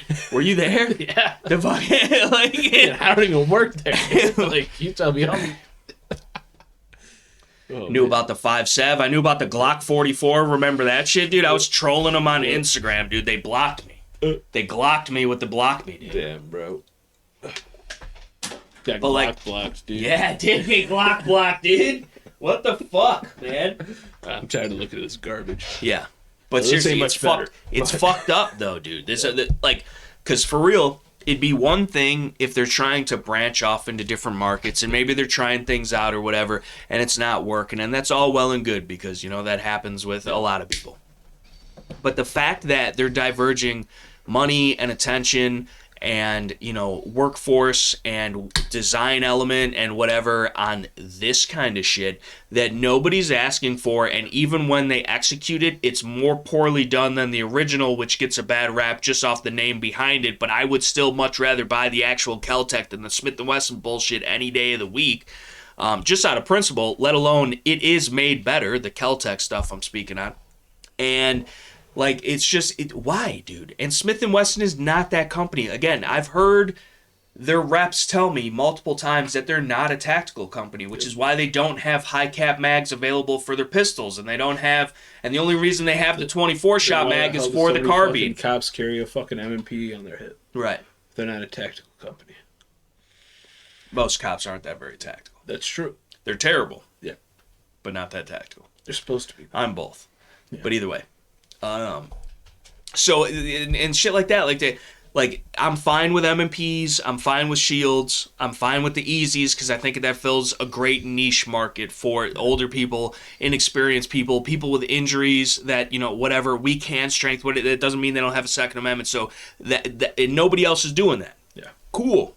All for it. I think the gun's kind of cheesy. It's not the best looking thing, but you know what? If it works and it goes bang reliably, and people that have those issues to contend with can operate the gun properly, all for it, dude. All for it. But with the weird shit, the nonsensical shit, it's purely just a money grab. But you like. There's no forward progress because they're just copying somebody else's homework and then just do it a little bit different so they don't notice. But we're all noticing, dude. Yeah. And when you are sending us guns from the Performance Center with cannon barrels, with scratches all over the finish, with fucking the wrong grips or the grips ain't fit right or whatever, you're sending us all that. It's Smith & Wesson. Is Smith & Wesson because of the fucking wheel guns. Motherfuckers. Yep. And while the wheel gun might have seen its day, right, and now everything's plastic fantastic, got a bucket of bullets under it, only in some states, the idea of losing where you come from, clearly they don't know where they're going. Because this ain't it, dude. This is not it. I think a fucking wheel gun is the only thing I ever thought about purchasing from Smith & Wesson. And now I like the shields, the TCR-22, but that again, it wasn't even them. They just owned the company, right? Which is another clone, but at least they did that right, dude. So maybe even better to some extent, at least with the feature set for the price. But they got sued over it. Yeah. So but how is Kel-Tec not suing them, dude? Into the ground, bro. And then Kel-Tec sues Smith & Wesson and then becomes a superpower, and we get fucking space guns that actually work, dude. And everybody rocks them, bro. I'll be one of the initial adopters, dude, because people are gonna be hesitant. But I'm gonna believe. Could you imagine though if Kel-Tec did have Smith & Wesson money? That's what I'm saying, dude. We would have laser shotguns by now. There would be laser blasters Like, already. either that or everybody at Caltech would OD. Right. On the crack. Yeah. That they They're must be obviously smoking. fucking Right. Like, Right, but it's apparently 1 or 2. that shit's tough compared to whatever fucking Smith & Wesson got a hold of, because those motherfuckers are off the Richter scales with the bullshit they've been putting. Pull up the 5.7, dude. Just pull up the 5.7, please. Just pull it, because it's ugly as shit, dude. It's not proven. Everybody, just because it says Smith & Wesson on the side of it does not mean it's a good gun. Just because Glock is on the side of it does not mean it's a good gun. I'll give it to you. They're naming shit, bro. Everything's just M&P and then what the fuck it is. Right. Do something original. So look at how ugly this is, dude. It does not look balanced. The slide looks too skinny compared to the grip. Now, obviously, it's a longer bullet, the 5.7. Very skinny. All of them are threaded, so we can't even get them here in Illinois, even if we wanted to, even if it had a 10-round mag. Which is fine. I'm all down for it. Suppress everything you can, whether you got a tax stamp or not, motherfuckers. Not financial or legal advice, but either way, live as constitutionally as you feel comfortable. But this is just ugly to me. Period, point blank. Would you agree? Yes, and don't 100%. disagree with me, but that shit is ugly as fuck. It looks like a big-ass Easy in 22 or some shit. And then fucking go to the one without the safety, though. So this shit's ugly enough with the safety. But look at the one. They don't even have... They just put a block in that shit, dude. They don't even fucking give you a solid frame. It's just a fucking piece that bolts into the side of it where the safety doesn't go. That is the means ugliest... you can buy a safety for an extra $700. That is the ugliest shit I've ever seen in my life, dude. And they used to do that same shit with the M&Ps back in the day. And even to this day, I still think you can see, like, the outline of it. Yeah. But, like, it's, like, molded in. But it does still, like, have a seam. But, like, the fucking back in the day, it used to just be a plugged hole. It is nice that if you get the safety model and then you want to plug it later, you can take the safety out and put it... But, like, from the factory... You make 1,000,001 fucking different SKUs as it is. Fucking make a solid, complete frame, dude. That shit's ugly as shit, bro. And that's a weak point in the frame, dude. I assume the fucking rear rails are back here somewhere. So if this fucking shit pops out, dude, you're losing structural integrity. Like, I just, what the fuck? Explain that to me, dude. I couldn't. Explain that to me. I couldn't. How could you fucking... It's the ugliest shit. My only thought process on it is... I thought the PSA Rock 5.7 was ugly. This shit gives it a run for its money. My only possible thought process is from their side, right? It's probably the same reason they waited so long to put out a 5.7 in the first place. They're retarded. Yes. Okay. But also, they were worried it wasn't going to sell. And they're still probably worried it's not going to sell. And so they don't want to put more money into having 2 different molds made. How much for that? It's fucking... One's got a hole in it, the other one doesn't. It's the same mold otherwise. I can't imagine it costs that much money. But it's going to be a whole different mold and like fucking 60,000 plus minimum. Yeah, but still, dude. Like, the Ruger is ugly as shit and poorly made. Yeah. All of this shit is bullshit. Don't ever fucking tell me that this can compare to the FN57. The FN57, and I'm not even biased. I'd be saying this shit if I didn't own one. But the FN57, A, was in Call of Duty. B, Antarctica. That makes everything. Well, listen, at least it's real because it has actually been used in actual military contracts and combat and fucking conflict, and it's still used to this day in some niche applications and all over the world in other countries for police or military, and it's proven. This shit is not proven. This is fly-by-night jumping on the bandwagon because all of a sudden it's popular again, which hopefully, if people want to get into the 5.7, and these are more affordable. This is $700 MSRP, so maybe you get it on the street for $550, $599, somewhere in between, whatever. Maybe even $625, who knows? $650, whatever the fuck. That's still half the price of the FN. So I get it. Yeah. And the ammo's expensive to begin with. Yeah. But the reason that I own an FN 5.7 is not so I can have a fucking range plinker because the ammo costs more than $1 a round. It's so I can get through soft armor with a handgun that I could easily and lightly carry all day, every day with 21 rounds of armor-piercing ammunition in it. It's proven, it's reliable, it's accurate. I could shoot it out past 150 yards. It has minimal drop because it's high velocity and a low-weight projectile. That being said, is it going to do much when it gets there? I don't know, but I'm not going to fucking stand around to find out. But it's proven. And it's a tool that can be used in maybe niche scenarios, but with the right ammo, you can actually get through level 3 hard plates, rifle plates, that a 5.56 would go through. You can get a fucking 5.7 to go through with the right ammo. And especially even more so if you're shooting it out of a P90 or the civilian PS90, which even more so with that, because you got more powder burn with the longer barrel. I just noticed. What? First off, they're advertising for jobs. You want to go work for Smith & Wesson? No. Second Although off, I could turn them important around. safety recall notice of Smith & Wesson M&P 12 shotguns. Right, dude. Right, bro. Like, it's just like, what? I just don't understand it, dude. I think they're off the beaten path. I understand that people... Listen, I love the Shield series. I had a Shield, original Gen 1 9mm Shield. I had the first original 45 Shield. Yeah. I got the Shield Plus and 30 Stupid Carry. I won a fucking 9mm Easy Shield. I sold my mom a fucking 380 Easy Shield. Like, and she loves it. It works great for her. She's got arthritis in her hands. So, like, I'm all for it, and it works. It's reliable, and it's actually a pretty good shooting gun for what it is. A little bit big for a 380, but, you know, it's easier for her to shoot that than the 9. But, like, it's just shit like that. Like, that's all well and good.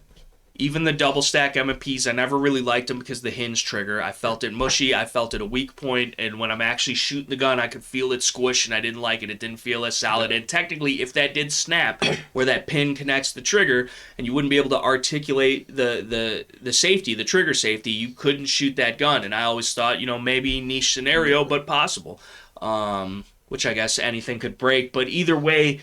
Like, it was never, and it too, just the way that they look. I actually prefer the look of the original M&P with the more upswept beaver tail, kind of like a 1911, and it was just more simple. The new ones have way better texture on the grip and shit like that, but they got too many serrations and this, that. Like, it looks kind of cheesy. It looks overdone. I was never a fan of them. It looks overdone.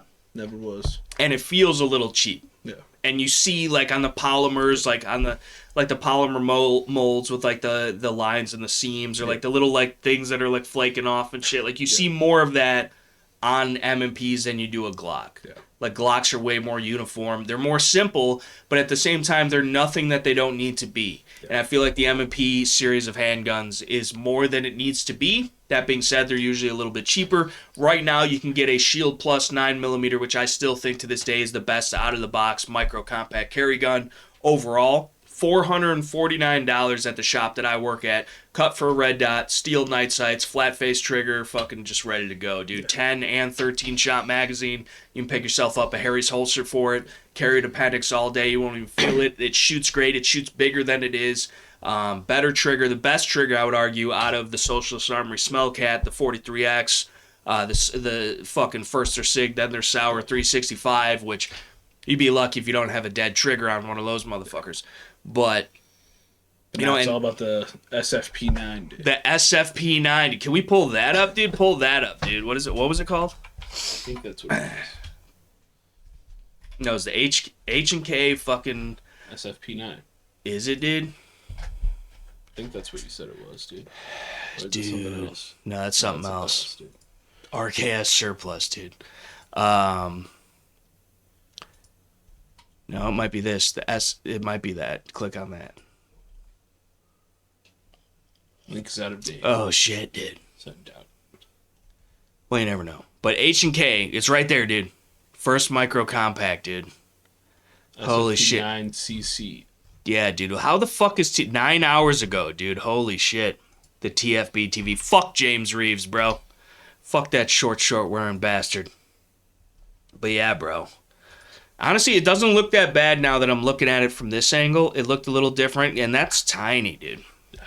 So they finally, I called it, I knew about it. The forums were correct, dude. I've seen years ago schematics for this gun, and it didn't look exactly like this, but it basically amounted to a micro compact VP9, which that's sick, because I think the VP9 is probably the best striker-fired handgun as far as features, fit and finish, shootability, pointability, the ergonomics of it all, and just the materials it's made with are nicer than a Glock. Does a Glock have a more proven track record because it's been out longer? Of course.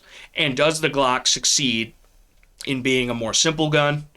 a more customizable gun, a more affordable gun. It beats out the VP9 in a lot of ways. Yeah. That being said, you know, if you want a Glock but you want something nicer than a Glock, in my opinion, the VP9 is the only option. So to have, and this looks smaller than this looks like the size of a 365 or a GX4. Yeah.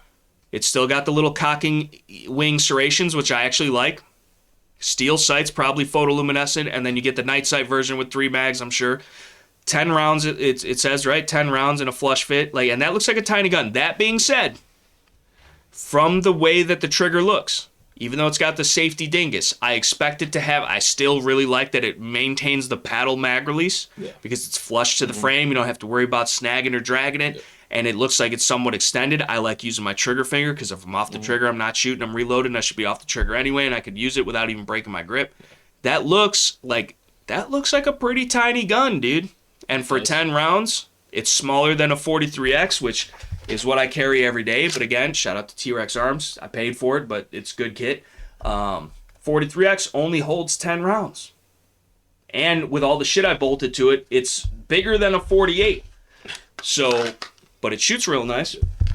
So, but this, that almost looks like it's potentially pocketable. Yeah. And 11 rounds, and then I'm sure that there's going to be... Well, let's scroll down to, is there any more information, dude? Shut up and take my money, dude. I'm buying one regardless, dude. I'll tell you that. Just because it's H&K, dude. And they're a little late to the market, but you know what? It's probably perfected. But what I'm saying about the trigger, though, is that trigger is either going to be probably kind of clunky, or it's going to feel more like a double action. Like a heavier double action, which again, for a carry gun, don't bother me. I'll carry a fucking 5-shot snub from Smith & Wesson, dude, a J-frame with a fucking 10-pound trigger. I don't give a fuck. But, oh, shit. Optics ready, dude. And, again, completely ambidextrous out of the box. This is a different gun, though. Yeah. I don't think that's the same gun. That looks photoshopped to shit. Yeah. Especially the optics ready part. But I'm sure it's coming. Can you actually click on the video and see... 9 hours ago, dude. Is this the actual? It's gotta be. One thing to know is you don't need a belt with the Vanderschultz. We're gonna get a fucking copyright strike. Not showing it. Can they hear it though? No. Are you sure? Yes. We've been on this. But I thought we could show it if we were reacting to it and like live thought so commentating. before too. Right, and then we get fucked. Yeah. So. Which is bullshit, Hey dude. everyone, James Reeves, TFB TV here at Enforce Tech Plus in you Nuremberg. SFP9CC, booth dude. to visit when I'm in Germany. The Who wants to hear you talk, SFP9CC, bro? dude. I want to see how that looks exciting. tiny, dude. What can you I tell like me it. about Blacked out rear, high vis front, dude. A long way for us because we have some Completely subcontractors. ambi. That guy's shirt is way too tight. This we should be able to show. Right. So that looks pretty tiny, dude. That looks like a svelte Glock 26. Yeah. You know? Like a skinny Glock 26. The size approximately. Thoughts, Still has the striker indicator, which doesn't tell you that it's loaded. It tells you that it's cocked, which I could live without. But some of the Walther PPSs and stuff like that are like that too. I mean, all of the Walther PPSs are like that, I guess. Blacked out rear, high vis front, probably photoluminescent in the standard model, and actual night sight in the upgraded LE model or whatever the hell. You know, 2 mags, probably 10, and then maybe 10 with a pinky extension, or maybe you get a 12-rounder. Maybe they got a 15-rounder even. That's common with the SIG. Now Smith & Wesson with the Shield Plus has it also for the equalizer. Of course, you have the Shield Arms mags for the Glocks, but I don't trust them. I've seen them fail. And, you know, I'd rather have 10 for sure than 15 maybes. But 10 rounds, dude, 10 plus 1 in a smaller gun. Yep. I'm sure the same width. I mean, that's an inch or less, right? Yeah. Looks like.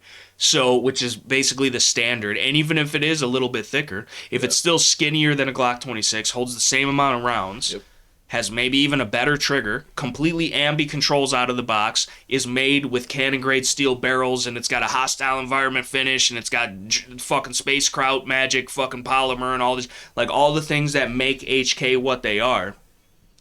It's going to be utterly reliable. A long way for us. You know, I mean, it because we just have some there's subcontract no. pistols, I mean, it's but I this could is, do without the long name. Stacks, the P2000, but subcompact I'd like to see it SK. compared to This is the other first guns time like that the you've really SKs. done something where you're getting 10 Which you rounds probably of won't be capacity seeing for a little bit now. Until people actually rounds get of this in their fucking capacity hands. Nah, into they probably do this. 10 rounds of Let it play. Let it play. capacity into a gun that's about an inch thick, right? About an inch that thick, was all right? The concept or the idea So- behind.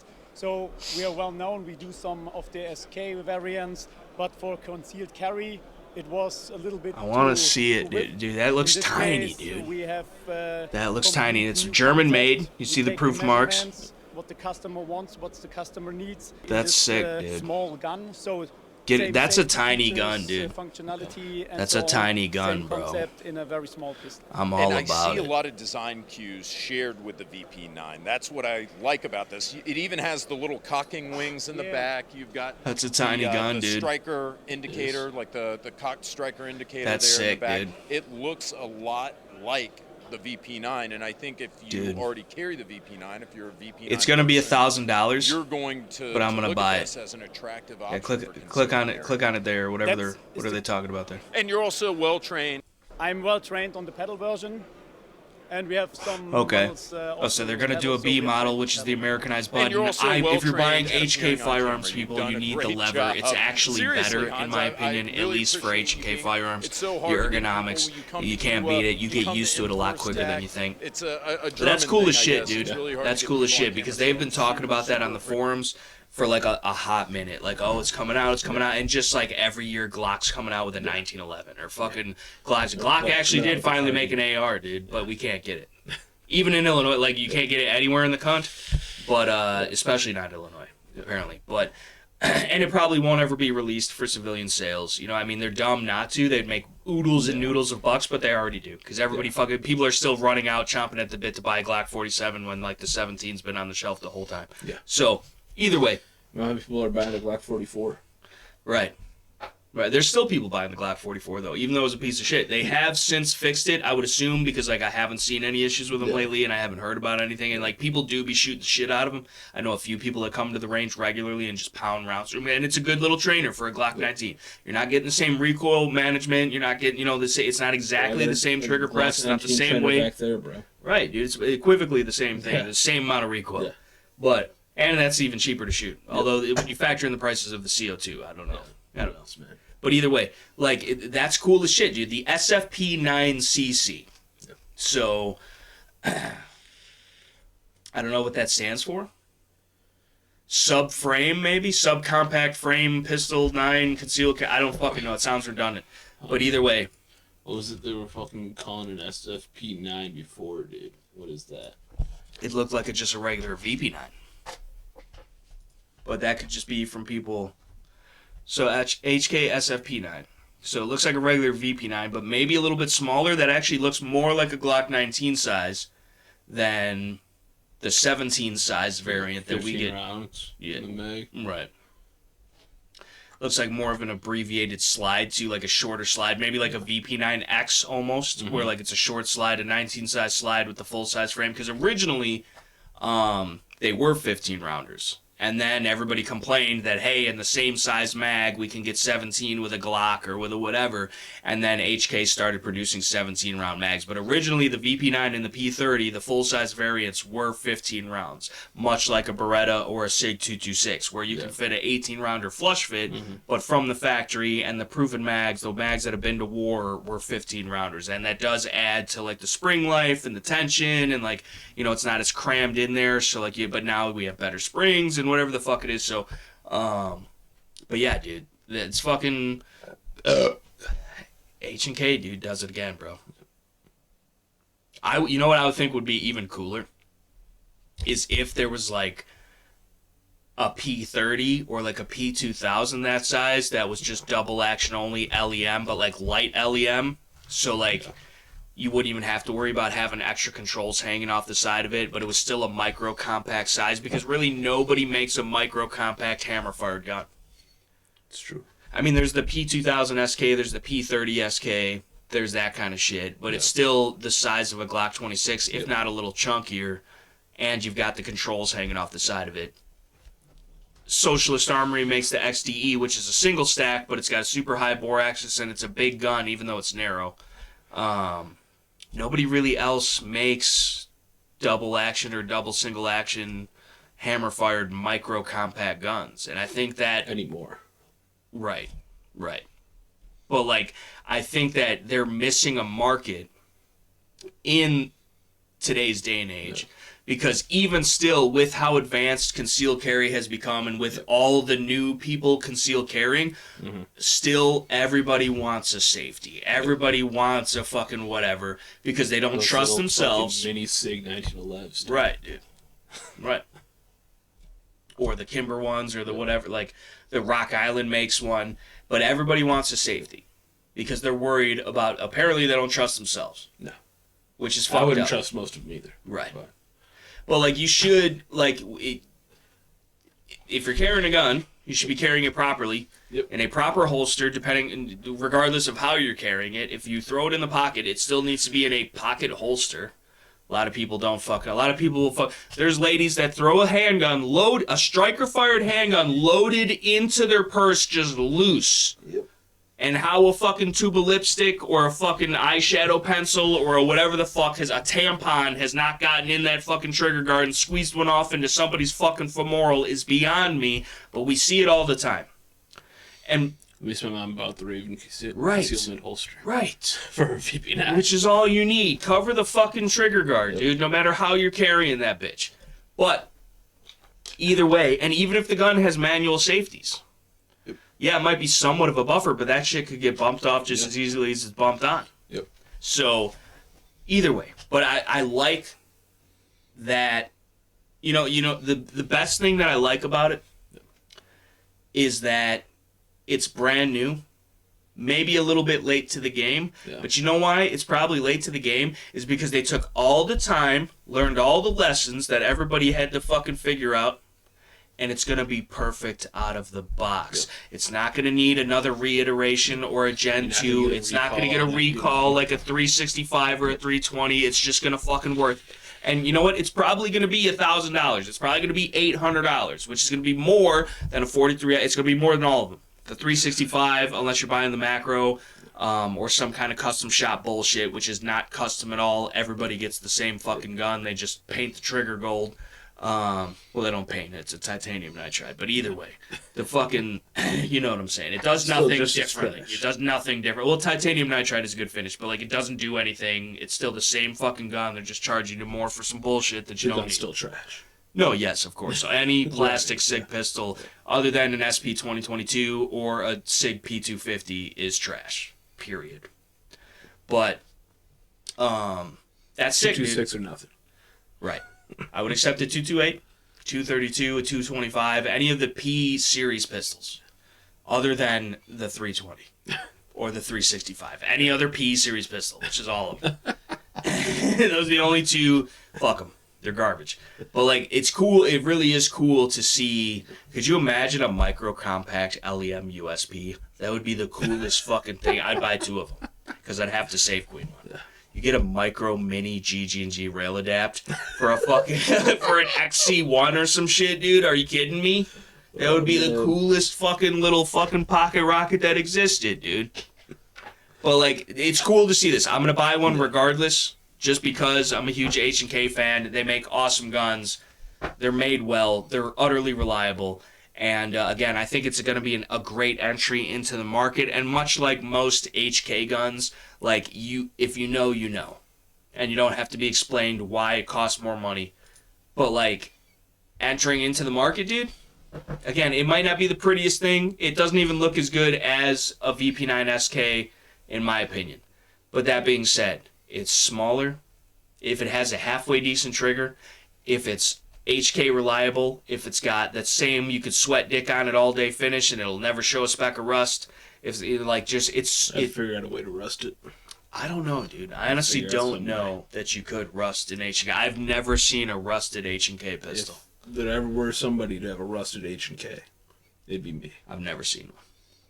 I've never seen a rusted. I have seen rusted Glocks, but like not like that. They went swimming with it. Yeah. Like there's not like just from like average use. Whatever, even for abuse. Cheyennes. But that's different because that's in the white. Yeah. So Which is fucking stupid. that is fucking stupid. We just got another one of those in the shop today. Yeah. But You should warn the person that buys it after they already give you the money. right. Either I don't care, dude. But I'll sell them a Shield Plus or something. I'll sell them a new HK SFP 9cc. Yeah. Now, I wonder though, and I would assume, because we're probably one of the few places in the world that even has concealed carry, that it's for the American market. Yeah. I'm going to have to do further research into this. I'm going to have to go home and rewatch that video start to finish, get all the juicy deets on when we can expect this. I tell you what, I'm going to work tomorrow and placing my ord. Yeah. I'm going to be the first motherfucker with an H&K SFP 9cc, dude. I'll tell you that. Stay tuned for the review. But like that, the mags are gonna be $100 a piece. But either way, Harry, He never. you better fucking no. He better. He'll never do it. You better. He won't. Harrison, you better fucking make an H&K SFP 9cc holster, at least for nobody else, me, dude. You know what? The other thing, though, that it is lacking, which it from the size of it looks like it's relatively small. Again, I'm putting it in the same size category as I would say, a Taurus GX4 or like a SIG 365. It looks smaller than the Shield. It's definitely smaller than the fucking Glock 43X. It's probably maybe close to the size of the Hellcat. Hellcat's a pretty small gun. But yeah, dude, that would be sick, bro. But other than clamp onto the trigger guard options, you're not going to have a light laze. No. And I'm sure the optics ready version will come later, which that would be pretty sick because I would fucking bolt on a Streamlight TLR6, clamp on the trigger guard module with a fucking light laze, and then have like a micro Trijicon RMR-CC or something on there. Like that would be a slick ass little setup. But I could do without the dot, and especially on a small gun like that, that's just gonna be a snag point because I'm gonna throw that bitch in my pocket if I want to, bro. Like, never before could you have other than like an HK4 or like some of the older shit, never before could you can't just throw an SK in your pocket. Nope. It's bulky than a bitch. Great gun. Still a big gun. That's a tiny gun, dude. And if it works half as well as the other guns do, it would work just as good as a Glock. So, you know. Yep. But again, $800, I'm sure at least probably $11.99 fucking, you know, who knows. When you buy it, it's going to be $1,500. Right. Yeah. But I'll be the first motherfucker to have it. Yeah. Initial impressions. 100 million views. Yeah. But like... like that's cool, dude. I'm stoked for that. Yeah, I am stoked for that. But yeah, it's gonna be fucking sick. It's just why limit yourself, dude? Which brings us back to a point that we make all the time, which make sure you're not limiting yourselves, people. Yeah. Live as constitutionally as you feel comfortable. It doesn't matter what ink on paper says, even if it's the Constitution, because you know what, that Constitution, that ink on paper that you love so much, and I love myself. Probably more than anything. Or at least the idea of it. It means nothing with nobody to defend it. And that somebody is you. It's him. It's her. It's us. So you have to do your part. Even if your part is just not listening to what they tell you. Because if you do, you lose. So don't lose. Because we can see the winner in you. But either way, like, share, comment, subscribe. Check us out on the Shooting the Poop podcast, all the previous pods, and all the ones in the future. Ring that notification bell. Check out the merch store. All the links in the description box below, especially the first three. Those would help you fight for your God-given, inalienable, constitutionally protected, reaffirmed but inherent by birth gun rights. And no days off when it comes to that, people. You know, just put a stock on it, I would argue. And don't tell them. You know, and so, but either way. Not just the stock. We love, right. 3 holes, dude. You got the butt, the vag, and then the belly butt, dude. That's 3 holes that your kids. But either way, we'll see you fuckers next time. Oh, fucking shit. Dude, I'm buying one of these motherfuckers.